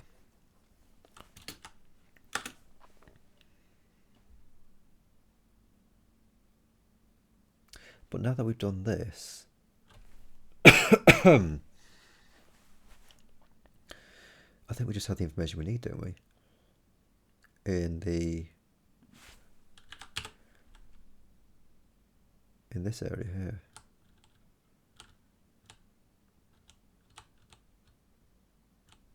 Because we're now talking about, which kind of variable? We've got the scope tree for the pair counts. If we're not found. So there's no owner set. So what are we talking about here?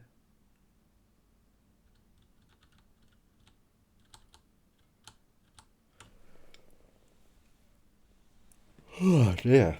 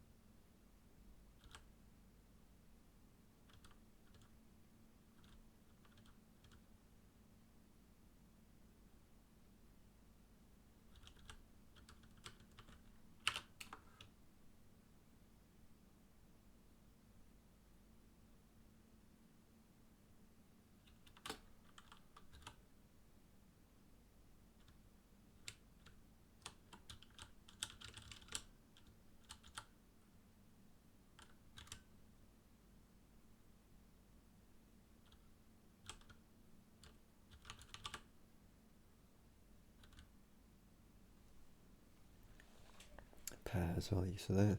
So these guys are going to contain that information now.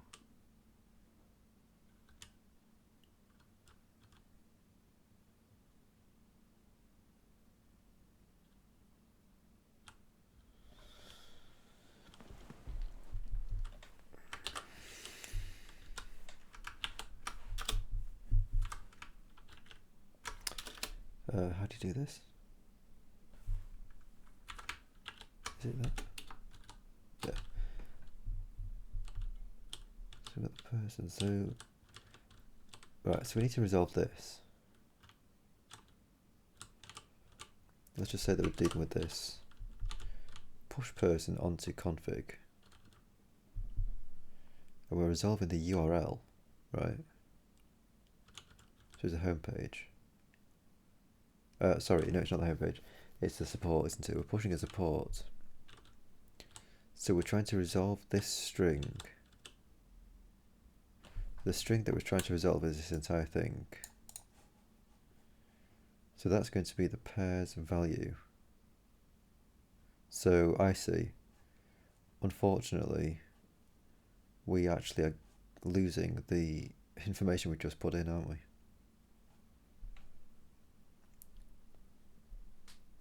Resolve string. It sort of seems like the resolve string function wants to take the full pair, doesn't it? Is that true? Unless it takes the additional information, it's just like the file and line number. So it's going to be the pairs, and then it takes the other stuff separately.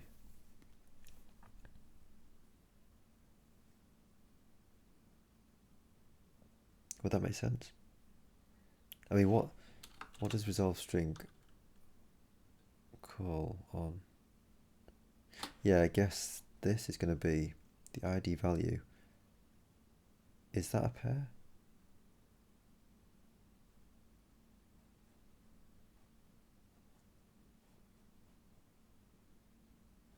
Because this is a scope.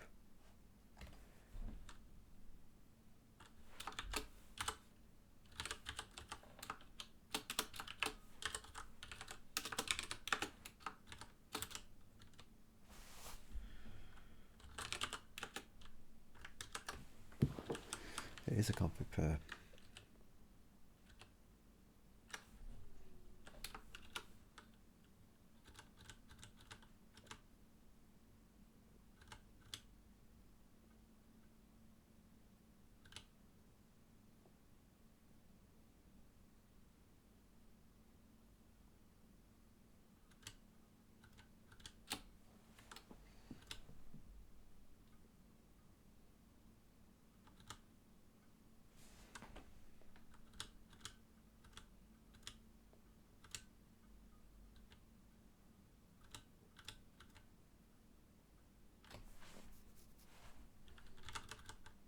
So maybe a resolve string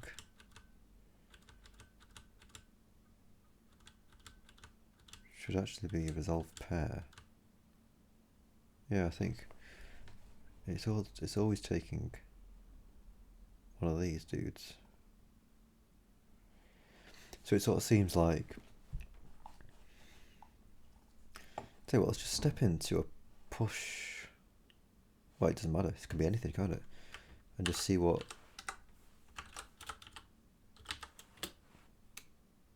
the pairs contain.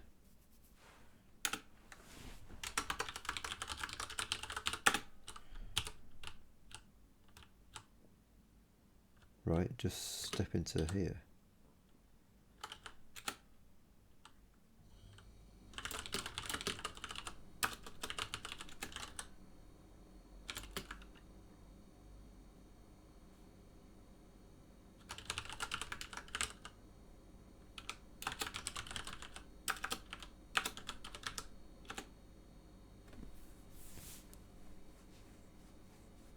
So that was for the something or other. So that's got a file name in it, yeah. So the HTML dir was set apparently on line 47 of cinera.conf. Right, whereas the value for that thing is the string, and that doesn't contain that information.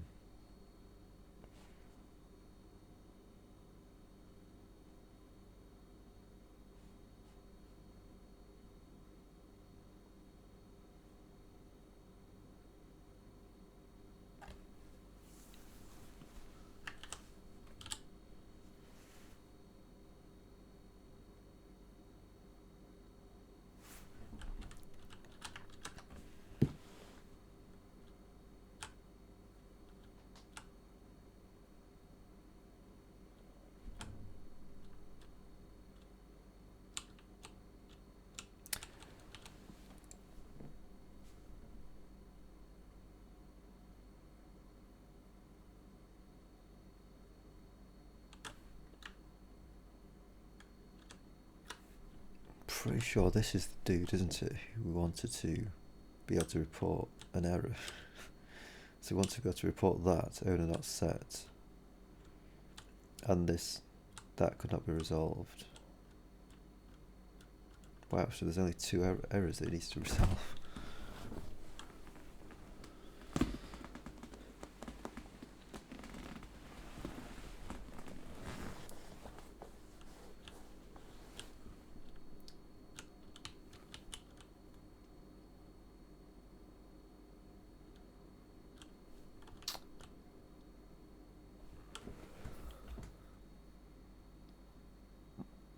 I think it only makes sense.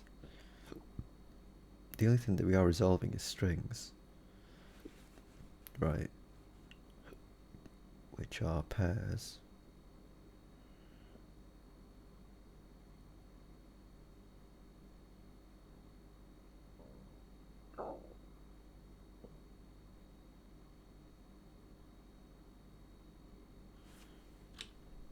Let's just do it. Let's just swap this over so that it's taken config pair.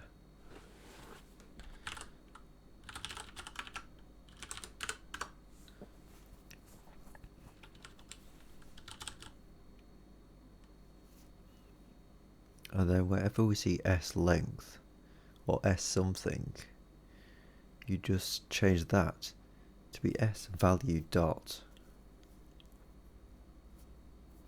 Right?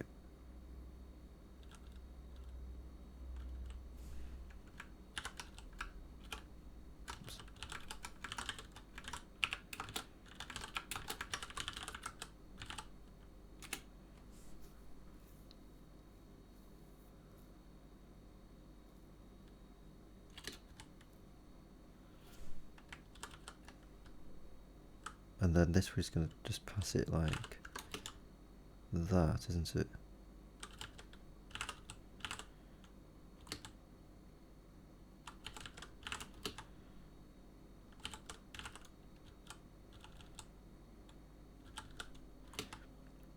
Unfortunately, I don't know if there's a quick way of doing this, really.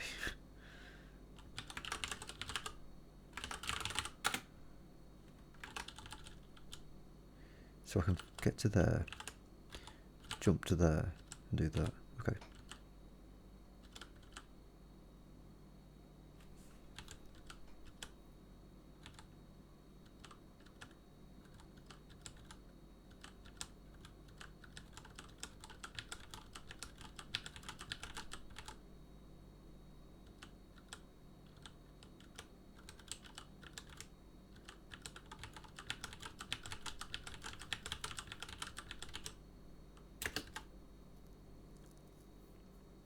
So does this run successfully?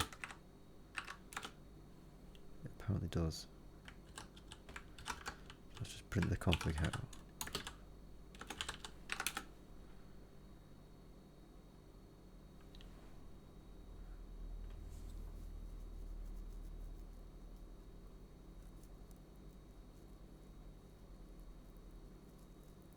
Yeah, the base URL here array. think the HTML you've got this here because there's no owner set for Ray. Yeah, you can see right there, the upload's been commented out. But now that's going through just fine. So all the resolution is still happening.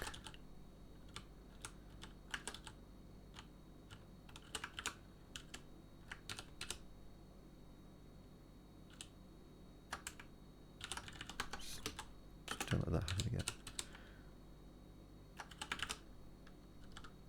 So now that we've got the actual thing coming through,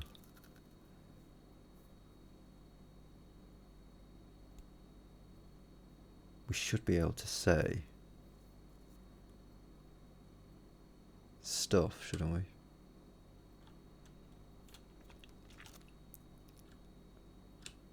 I think let's refrain from printing out too much stuff here,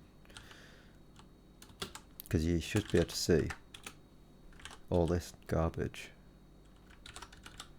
which isn't really very helpful for us at this point, because we want to be able to see just the errors.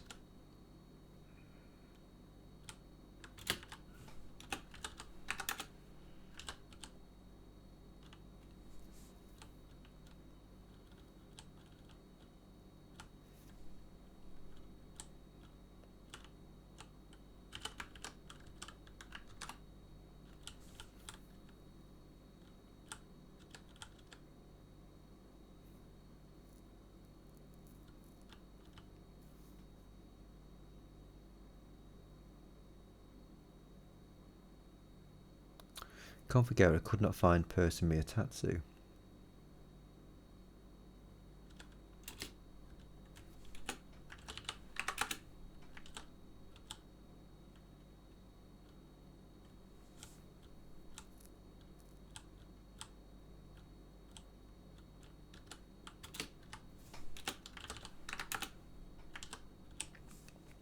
So that's interesting, isn't it? We push person onto config.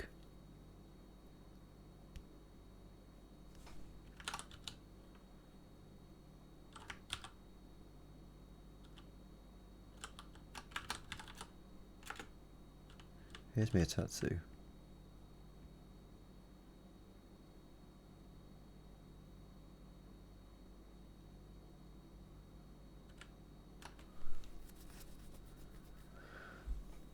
So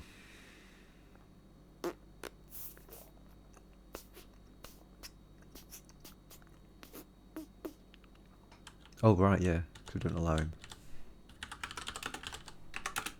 So there we go. Wow. That's amazing. Beautiful. So let's just disallow that, and let's just do this. Could not find person.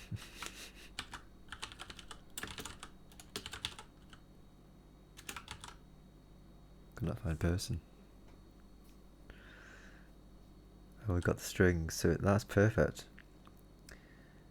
Right. It's just config error, and this is going to have to die, isn't it? It's going to have to be. Well, is it going to have to die actually? If get person fails.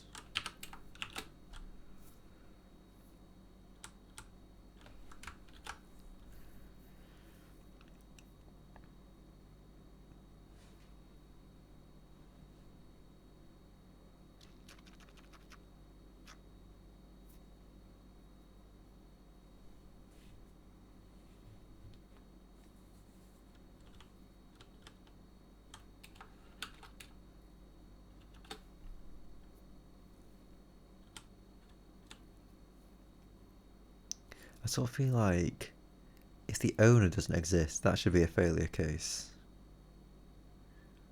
But the other people could conceivably, it doesn't matter, we don't care about that. Because I think we definitely need to have an owner. I think.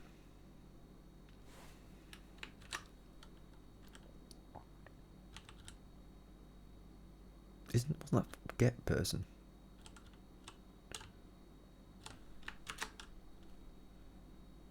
Get person. person, couldn't find person. If that returns 0,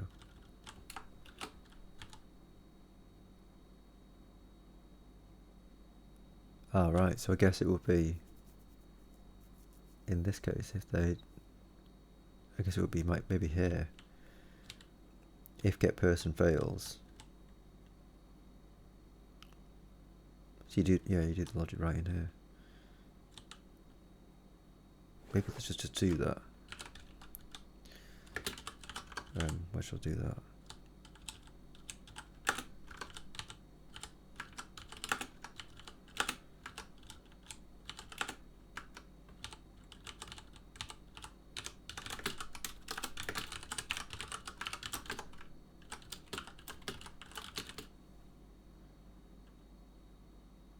Fail completely.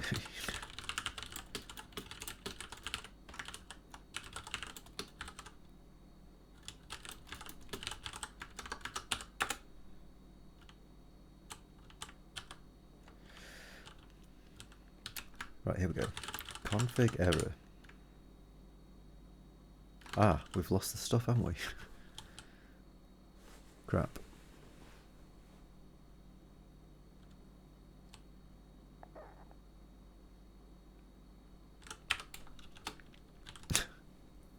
Why is that the first one that I wanted to try and do? Oh, it's because of this. Right.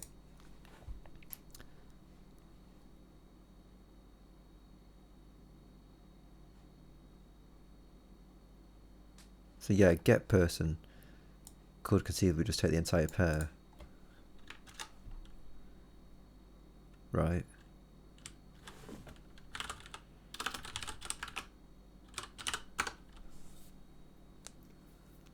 And then where we do person ID, we actually pass not this, but the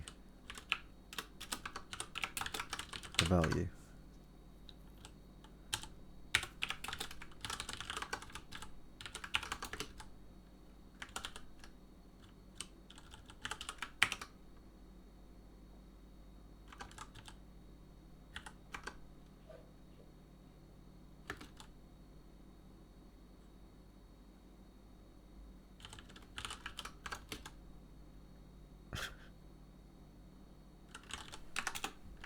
Still working.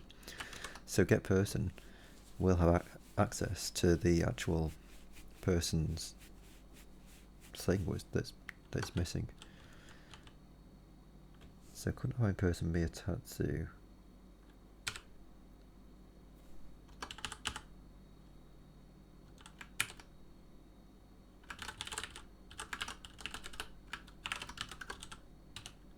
So config error.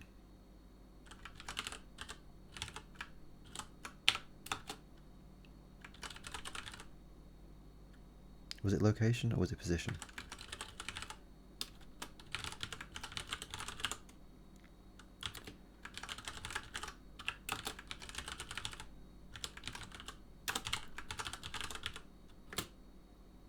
Yeah, I'm not going to remember all this, am I? I think it's severity, actually. And then the message. And then finally the actual value.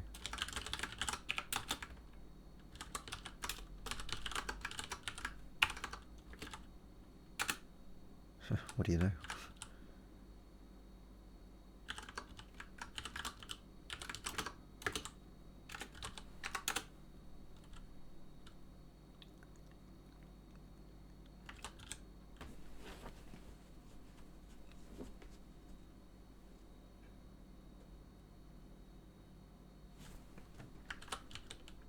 So line 147. I thought we couldn't find me a Tatsu. That's nice. And on line 145, I couldn't find me a Tatsu. So one interesting thing about this is that you can see that we're reporting it many times. We're reporting it for each project.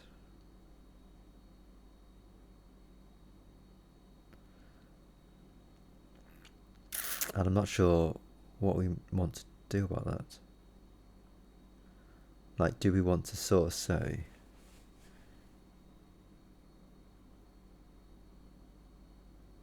that once you've reported this particular error for this once we've reported this thing, do we want to track that we've done that and not print it out again? Because you can basically see if I just remove like the entirety of project book,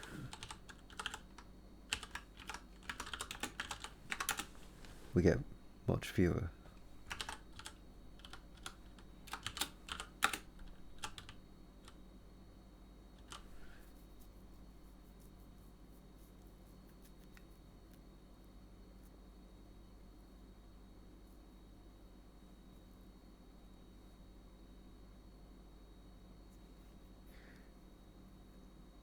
Let's make that as a to-do. Consider deduplicating the error.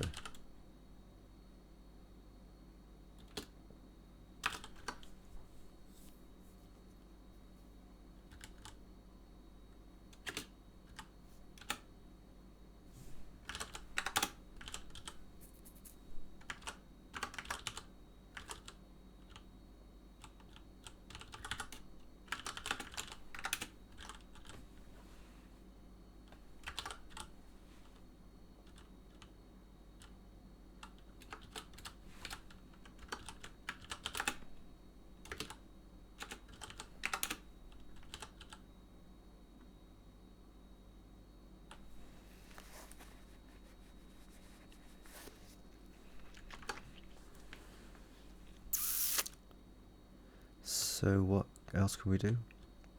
I think it was up to the resolve thingamajig, wasn't it? Push supports. So yeah, resolve string. So this person is now receiving the config pair s. And it was down to here, wasn't it? Resolve the local variable. We wanted a way to get our information into resolve local variable. So we've been past the string. Right, sorry, we've been past the pair, which contains our final line number information. When we are resolving this local variable, I think we're dealing with different stuff, aren't we? Config identifier from string test. So yeah, this is stuff that we've kind of pulled out of the actual string. So I feel like we need to set that. We need to pass this stuff separately. Right, we need to pass the S position, basically.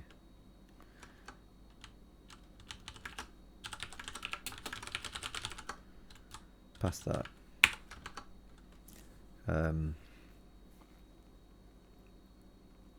Yeah, pass a pointer to the final line number. I think that's a reasonable way of doing that one, rather than making it take an entire thing. So this is going to be, what is that called again? Config pair is the thing that contains it. Token position.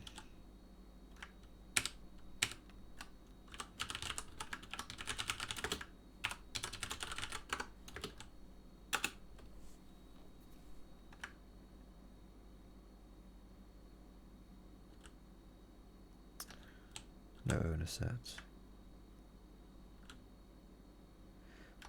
Variable couldn't be resolved. So we've got an S. Config identifier strings variable. So I reckon we want to have a string for that.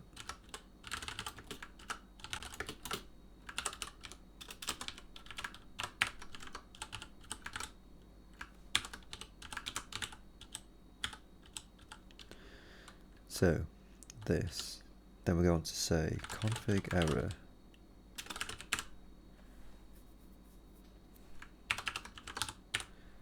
and we've got the position file name.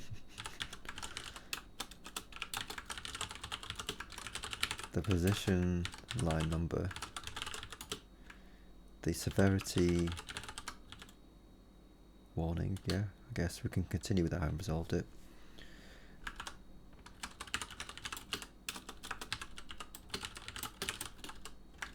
Unresolvable. Well, yeah. Let's do that a lot. And finally, this.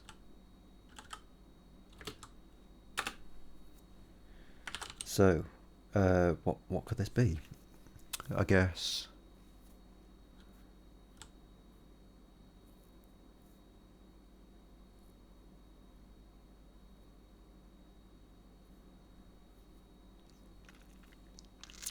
So we're under ident person here.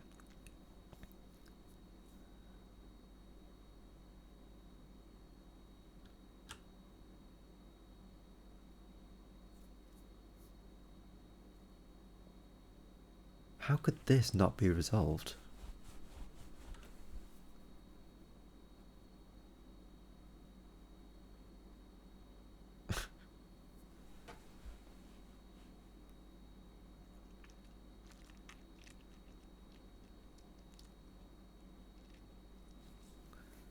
If scope ID key is equal to the variable found is equal to true, do you need to do multiple generations? Write the loop. So surely this just means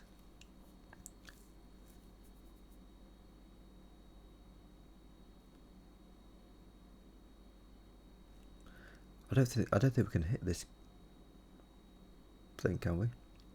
Just says the variable. Yeah, I did say the variable, yeah.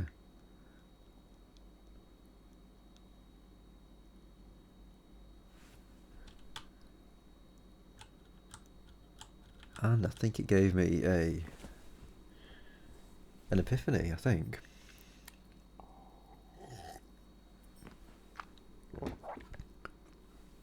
Because I think what we're talking about here is if we've basically come into here,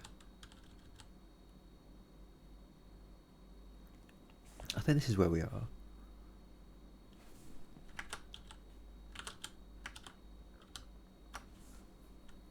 So switching on the variable, resolve local variable. So yeah, we've seen. So basically it's whenever we see this anywhere in the file, right? Switch on the variable.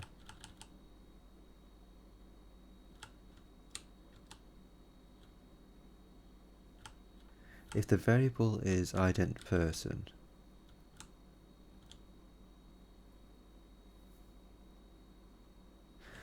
tell you what, actually, what happens if we just stick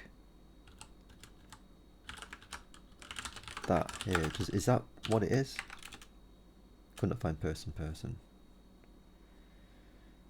find person. That's interesting.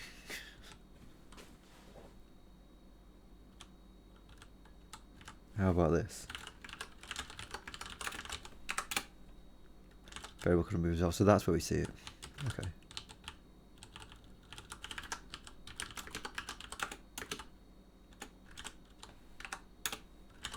And I guess, just for fanciness' sake, let's stick that in front of it. Just to indicate that it's a variable. Maybe. I don't know.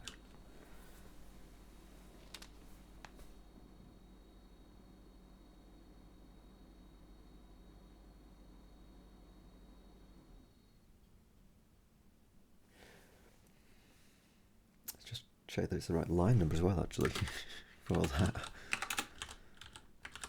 Line 129. Yeah, it is the right line number as well.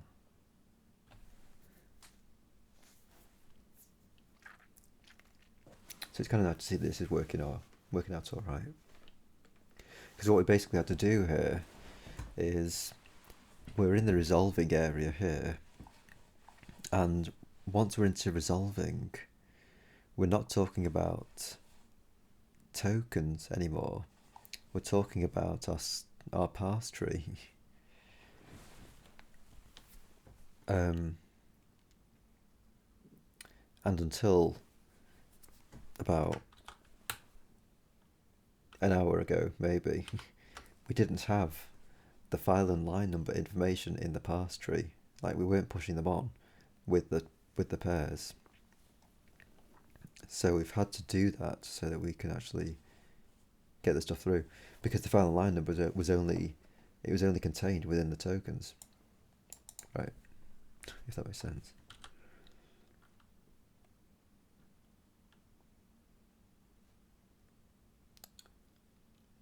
So yeah, if we've seen the person variable, we get that error.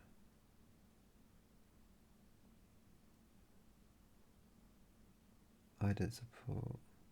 I guess.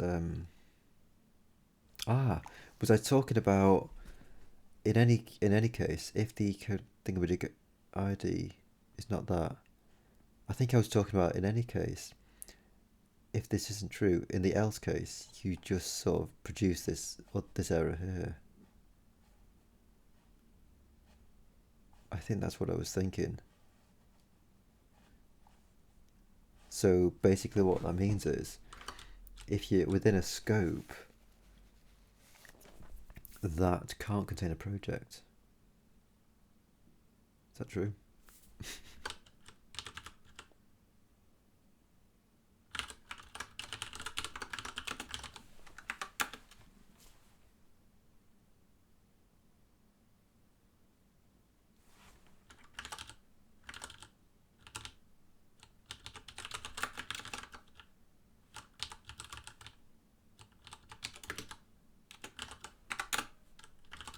Yeah. So that's what you want to have happen, isn't it?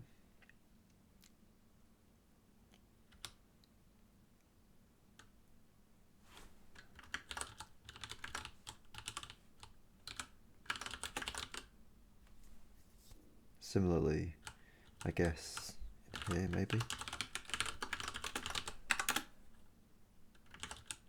Did I build that? No.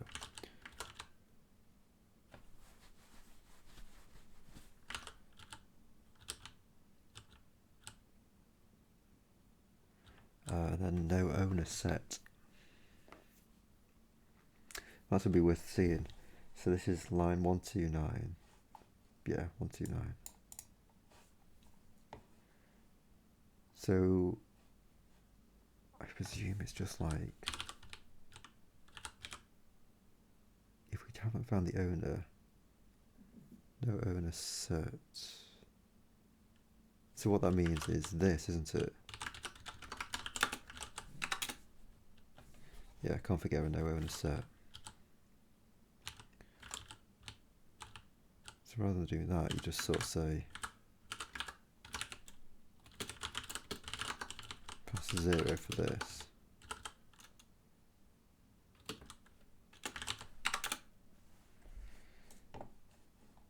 Config warning on line 47. No owner set. On line 47.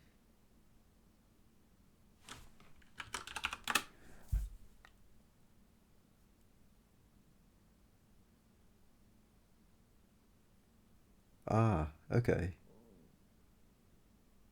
That's fine, isn't it? And this is exactly what I want to have happening. Right?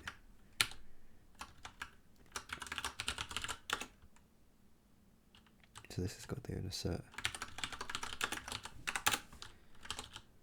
So that's on line 128. Sorry, it's on, where's this? It's on here, line 138. So yeah, no owner set on line 138. Couldn't resolve support, no owner set. So yeah, dude, I think that's perfect. Basically, the question was, when I push on a pair, we set the final line number at the point of pushing it on. Now, after pushing it on, we also have this notion of absorbing or merging pairs into newly created scopes. And when we do the merge, what you do is you basically look to see if you can find a pair that corresponds to something else. And if you can, then you just straight up copy all that stuff in. And what I wasn't sure about was, would we end up with the right line numbers, basically? And it totally seems that you do. And the reason that you do is that, like, when you merge that in from up here, or like when you merge in the HMLDir, it's only ever set up here. Line 81, sorry. Line 47, it's only set up here. So even though this is actually getting pasted in to all the projects, it's getting pasted in there and going on down, you're seeing the effects of this being pasted in through all of the instances of this. It's like duplicating all of these, but you're not changing the line number, because it's not. The line number is always relevant. It's always pointing to the actual thing. And that's what I wasn't sure about. I wasn't sure if that would be correct, but now that you sort of think about it, it's clearly correct that it does just report the line number of the previous guy. The thing that we don't know about, though, is whether we should deduplicate these messages. So if you've reported this particular message, do you just not bother to try and report it again?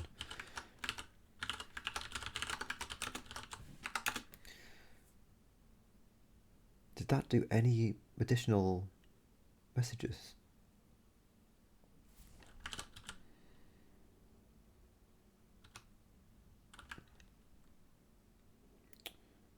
Variable cannot be resolved. So let's just see if we can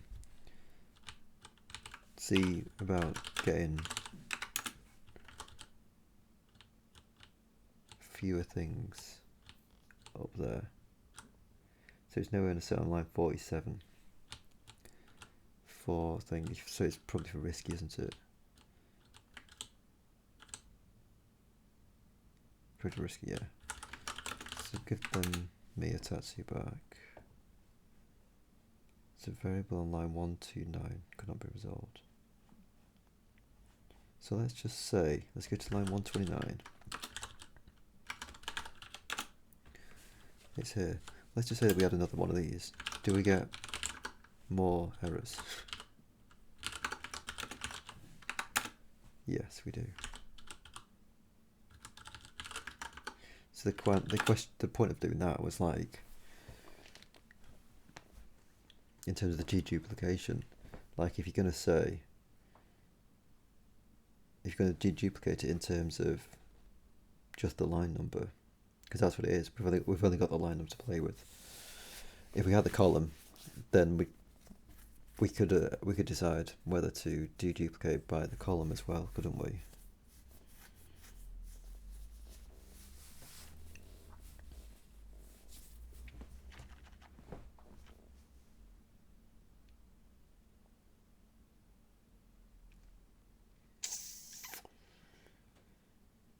I don't know. Just don't know if we want to deduplicate it at all. It kind of seems like you would want to deduplicate.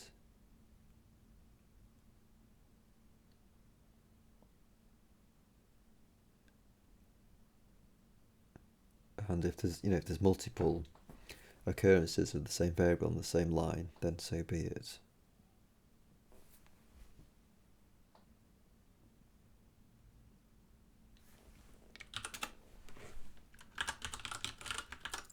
I think this shouldn't, yeah, that shouldn't even be legal really, because it's in a different, like, strings shouldn't transcend lines. So yeah, I don't think that should have been legal.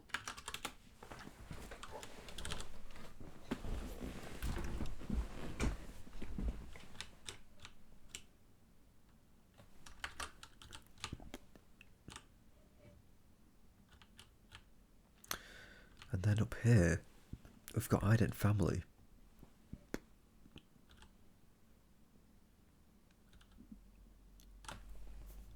If the scope is a project,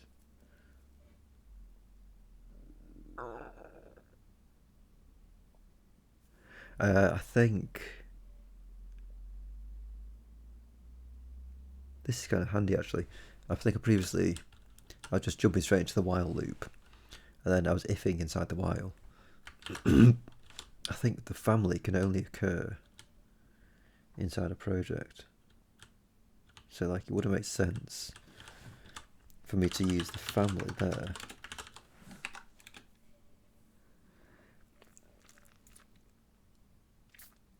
And we're never getting there because the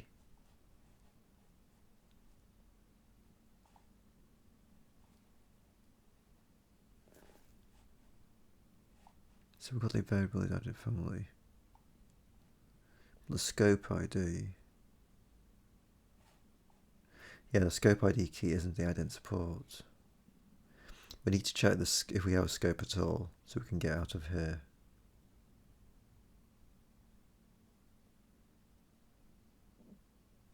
So I'll tell you what. Let's just say this: if scope ID key is equal to ident,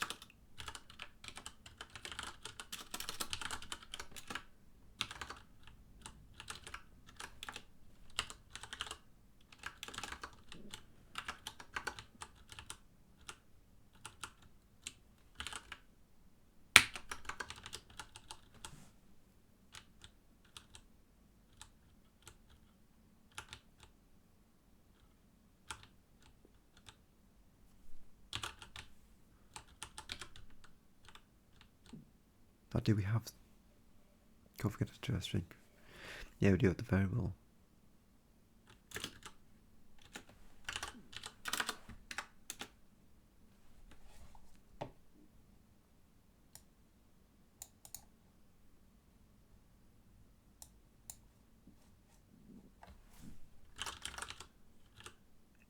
Yeah, line 11, 111.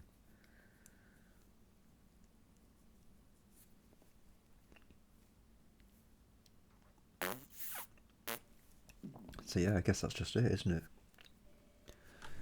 And as far as I can tell, I think we've actually done everything. I think we've done all the errors that we need to do, strangely enough. Because we're handling all the errors in the resolve local variable function. Do we need to ascend through multiple generations?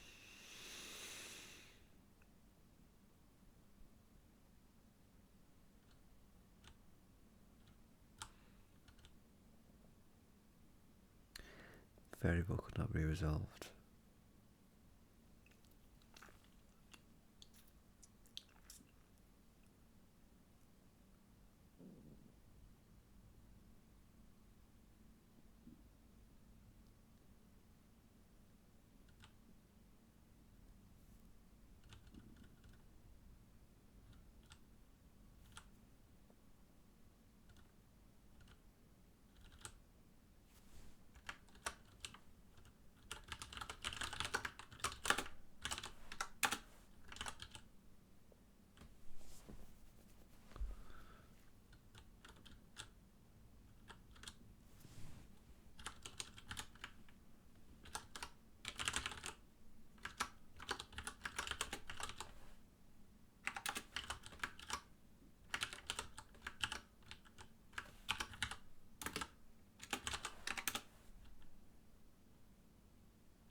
So yeah, that's all coming through.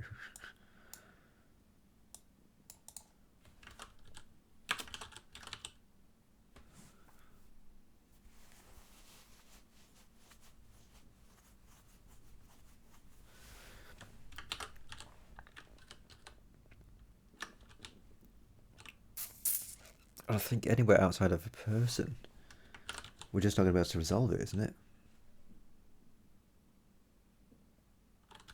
I think even if we do it in PayPal, well, I mean that is going to resolve it, isn't it? Because we already know that's going to happen. Because the Patreon one resolves it. You know, the Patreon one that we've done, where we set the defaults, we use the person variable in the Patreon thingamajig, and that totally comes through, as you can see, when we when we encounter Mio. Yeah, so he's coming through, and we haven't set that in his thing, as far as I'm aware. We just told it to be support Patreon. So that's working. I guess maybe that should fail.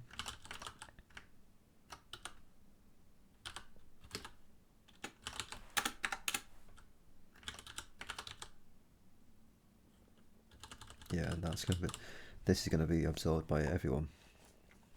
So that person on line 61. So yeah, I suppose that's just it, isn't it?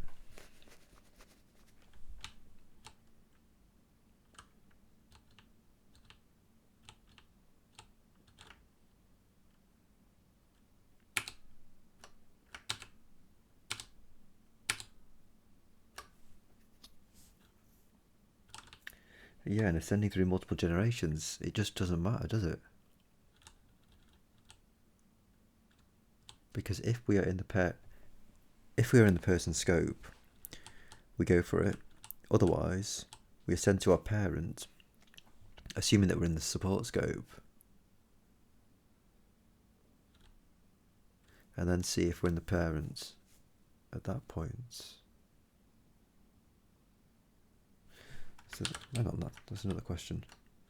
So,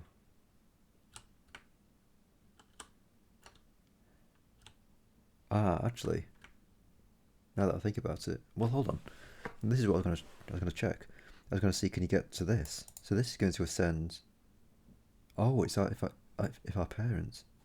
I see. Yes, that's just we're totally handling it, because we're saying at this point here, if we're in the person scope, right, this person scope here, then do this. Otherwise, we ascend to our parent. So if we're not in the person scope, we're in the support scope, which is where we are. This URL is within the support scope, believe it or not. If we're not in the person scope, then ascend to the parent scope of this person, which is this, and see if we can retrieve their ID. Right, and if we have managed to find it, we can safely assume that we were in a person and we've got the stuff. And obviously, by virtue of the fact that we found it, we have found it. Bit of tautology, but that's it. And if we haven't found it, then you could be anywhere, and we just say that we couldn't resolve it. So yeah, we don't need to ascend through multiple generations. We don't need to write a loop either.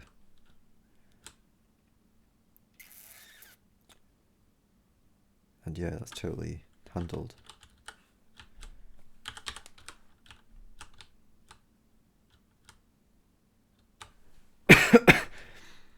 If we reside in family. So yeah, this is a special case. Did we test the family? This ain't gonna even be processed.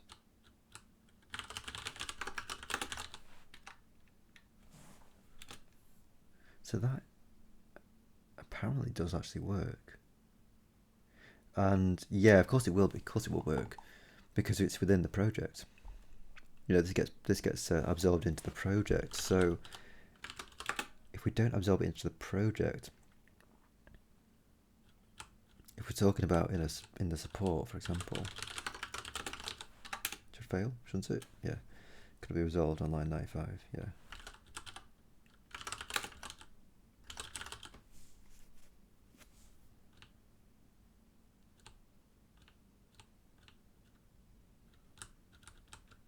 Yeah, we just did it, didn't we?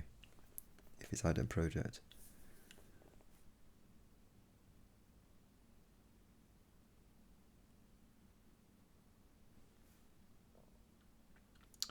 Yeah, I guess that's it.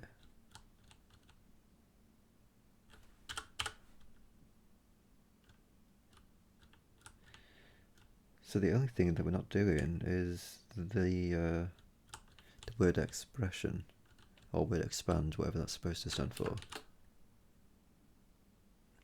Word expansion, like a post shell, yeah, it's word expansion.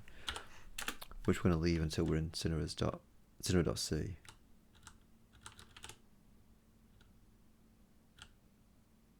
See what local variables we can see with handle.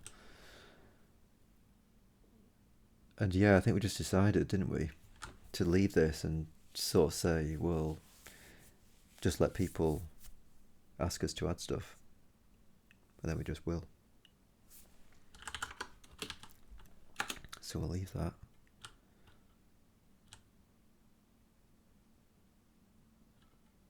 And yeah, I think we just call it done, don't we? Just say that we're reporting all the errors. We've written all the errors. We're doing all the stuff.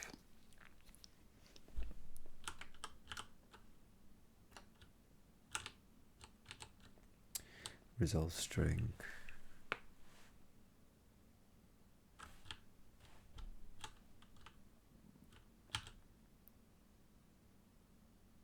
Yeah, let's just get rid of that.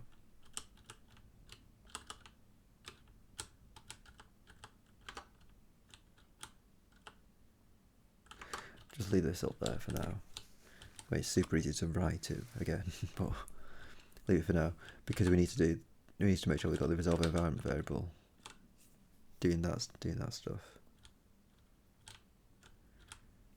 Do we need to warn about incomplete medium information?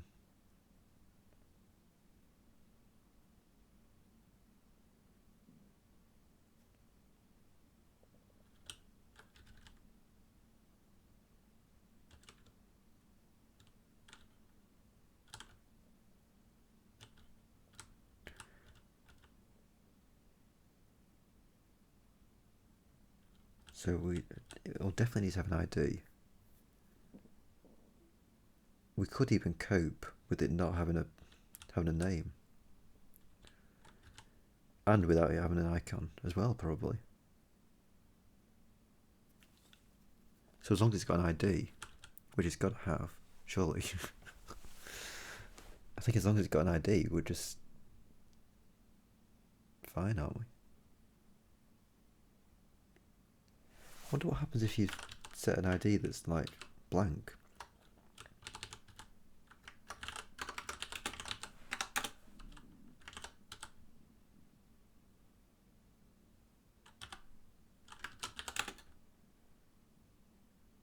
That was a bad test because patron itself is actually already added.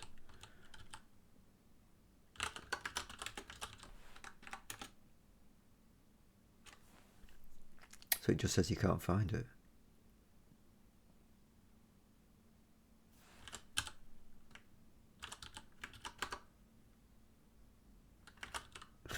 Is that true? So, I mean, obviously, yeah, Miblo himself can't be found. Get the URL. Let's have a look at what that looks like.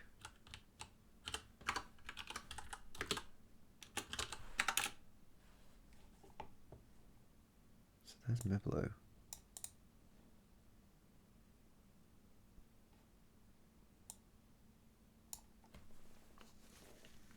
Where on earth has he got that from, I wonder?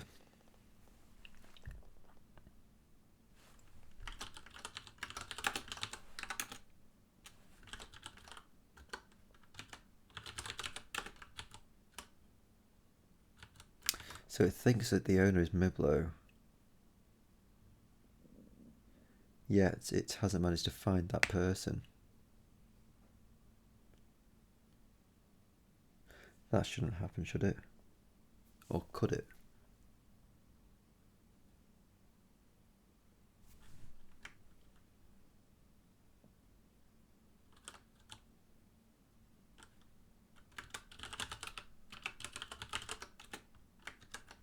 Oops.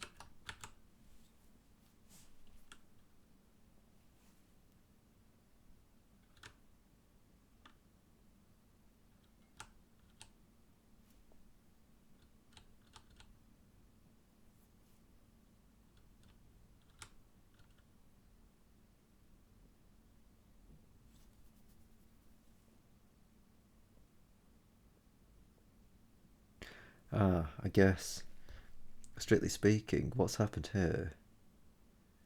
Owner is set, so we don't fail this case. But the bit that we do fail is having having a person called Mibbler in the first place.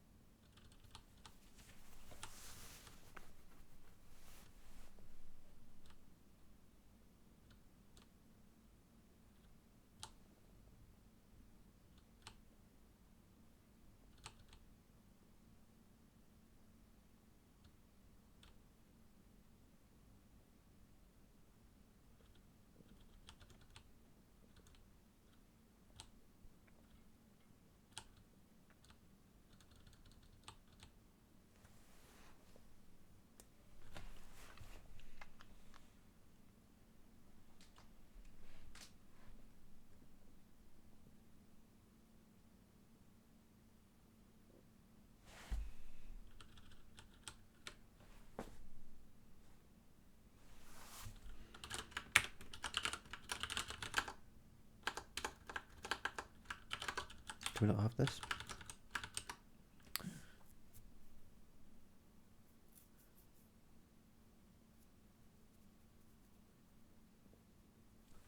So this could report the gun of my person itself. So I think that's above us as well, by the way.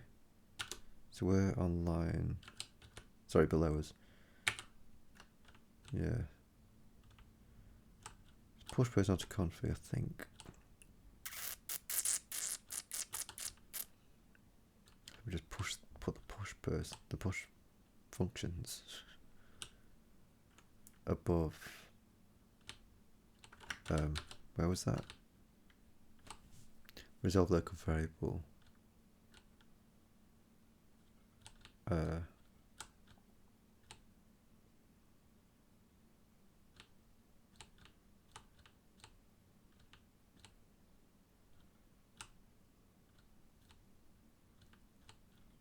Oh wow, so there's the config.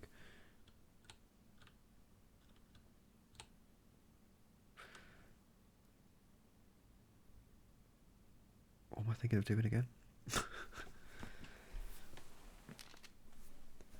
It was the push something, wasn't it?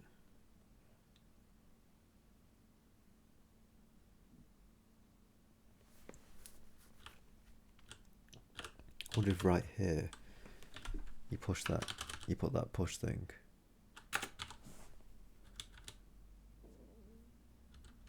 You know, all the pushes.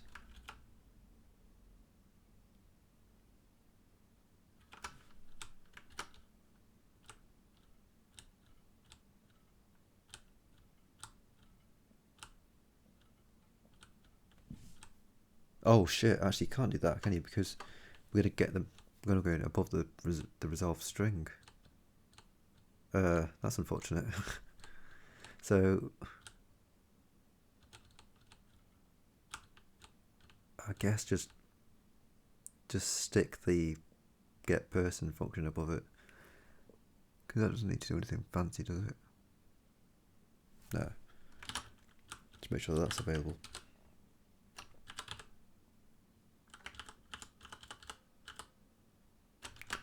Get person.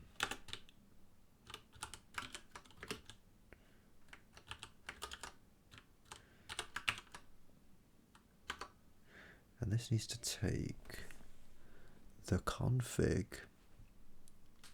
and a config pair. So yeah, that's just this. The scope pairs I, right? So it's a config and the scope pairs I.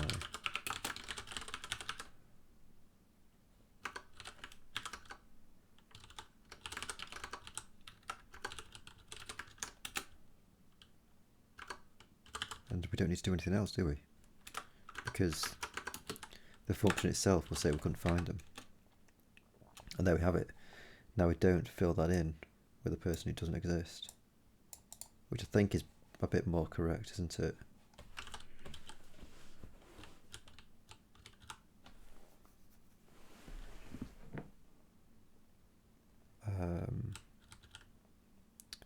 No owner sets.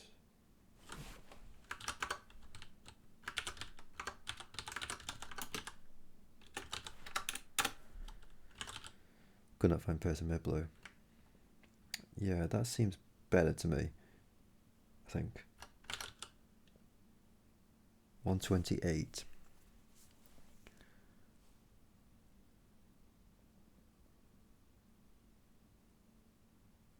$146. Yeah. Now we might be reporting the same error for different reasons. You know, prompted by the resolution and by the setting of this guy.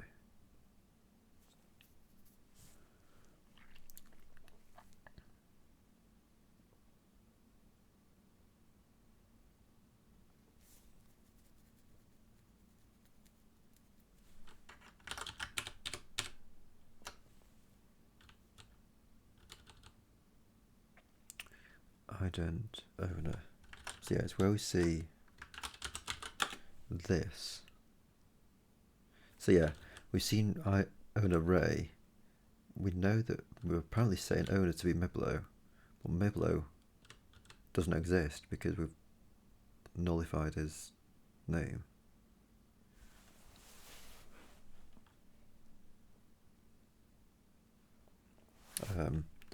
So which line is this owner on? This is line 138. Config warning on line 138. No owner set. Ah, right. Hang on a second. So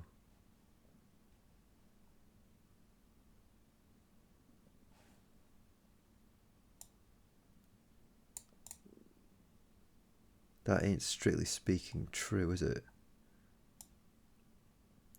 It's not exactly no owner set, it's really like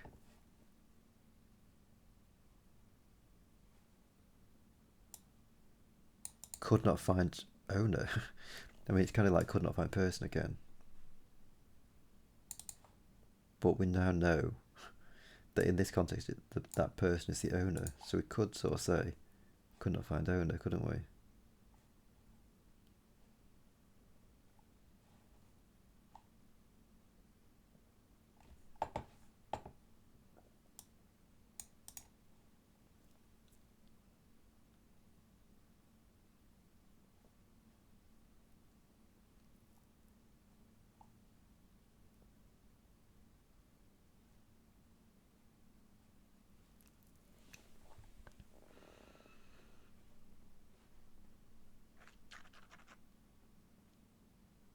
And then just to squash this error, just set found equal to true after we've reported.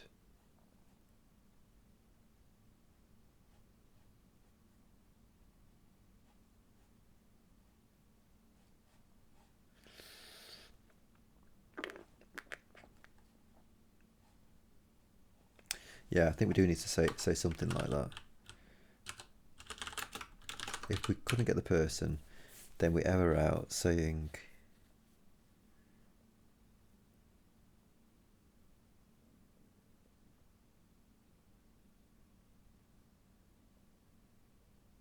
couldn't find person.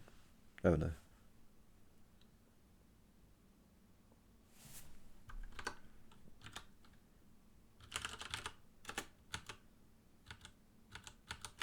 Blimey. Where's the error for that? Could not find person. Gosh, that's all. Oh right, of course, yeah, it's in there.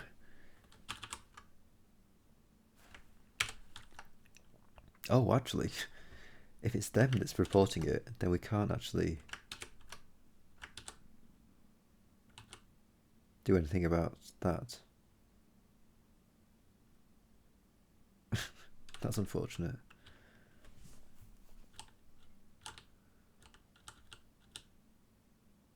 Could not find person, Miblo. So, right, I see. So what's happening here? Owner Miblo, so it's trying to do that. It's a get error that's failing. But it's actually triggered by... it's triggered by this. So I guess, technically speaking, maybe we just leave this error as it is.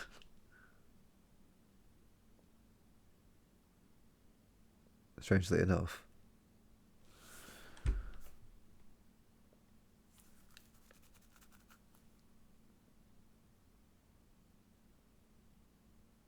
Could not find person.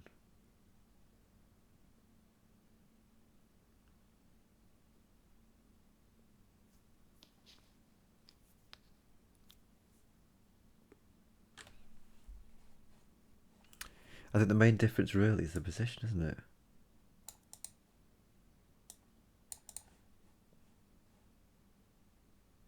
So although it's no owner set, I mean, I guess if we do this,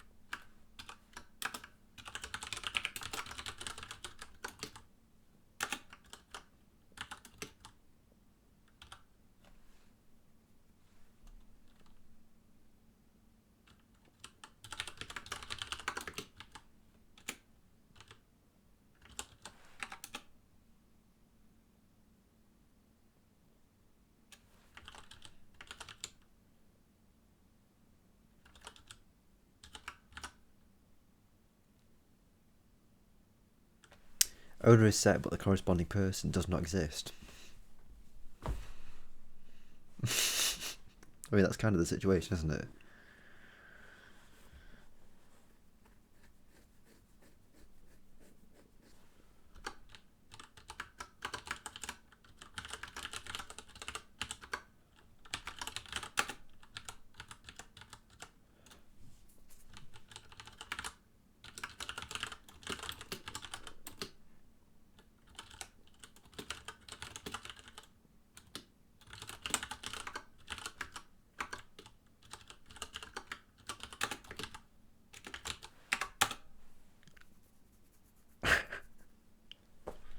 Could not find person Miblo. Owner set, but the person does not exist.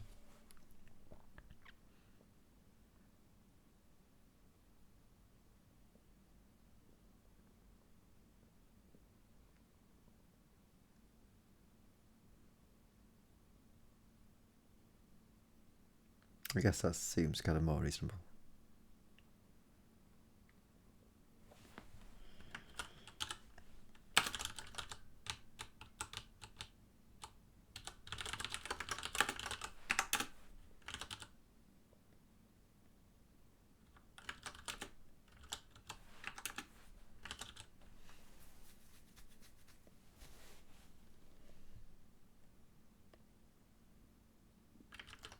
But again, to the question, can we allow things with nothing set. I mean, I suppose you shouldn't be allowed to do that, should you? Because then you could end up in a situation like this.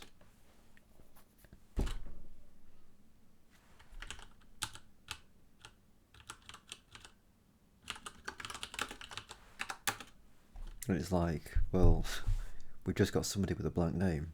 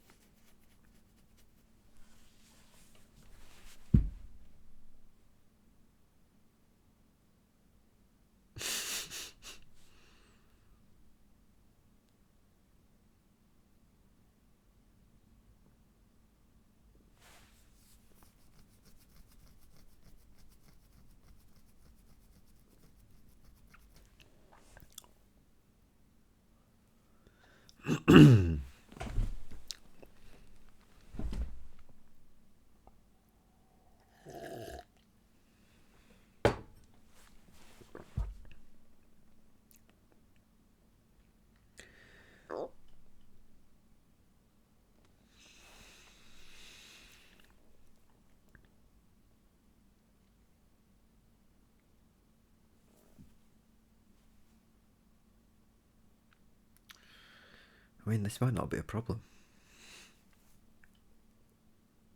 It sounds completely bizarre, but I think we could just have like a blank person, like a person with a blank name. And I think we could, because I'm just thinking we're gonna have to store these guys in the database.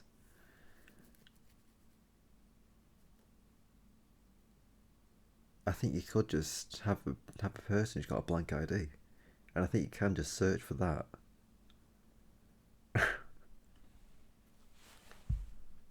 And find the right person.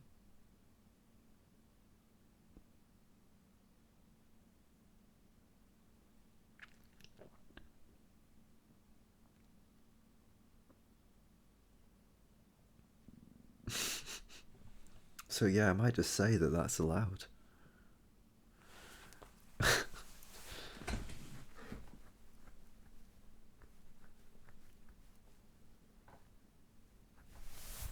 I just can't think of any reason why this wouldn't be. Why we shouldn't allow that. We shouldn't disallow this. Or rather, we shouldn't allow it.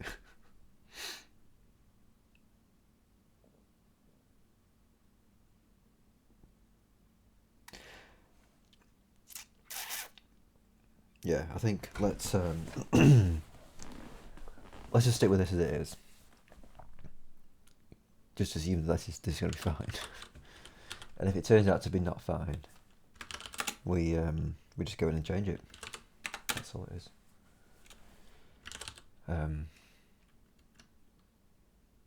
Yeah.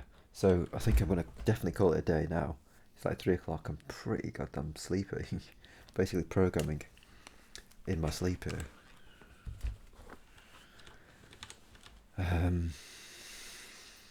So yeah, calling it here. And then I reckon, like, we're just on tomorrow with copying and pasting this into the Cinera.c file.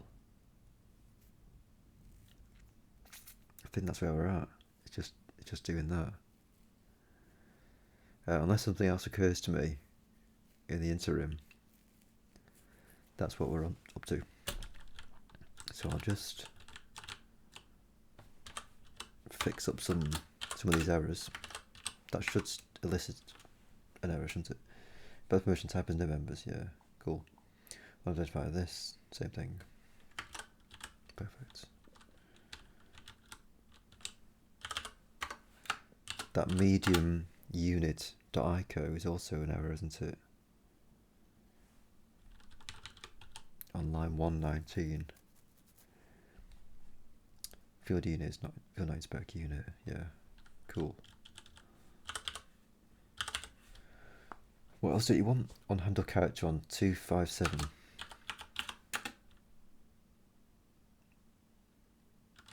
Ah, right, that guy. Field already set. Icon. And that's just within this thing, isn't it? So We don't need any of this. This is just all test stuff. That's so that we could test the depart assignment function.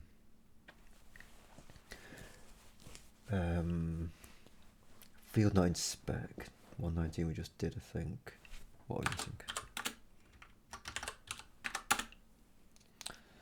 Title list end. I think we're just... Yeah, we still don't really know about that at all. It might be an idea, actually, to leave that error just printing so that we've got that reminder that that's even still in there. Variable could not be resolved. 131 supports. Okay.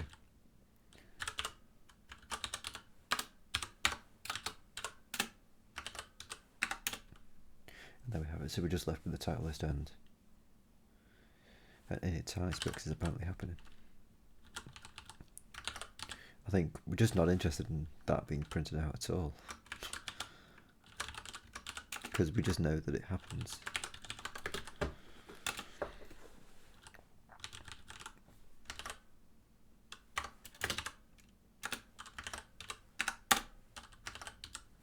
So yeah, there we go.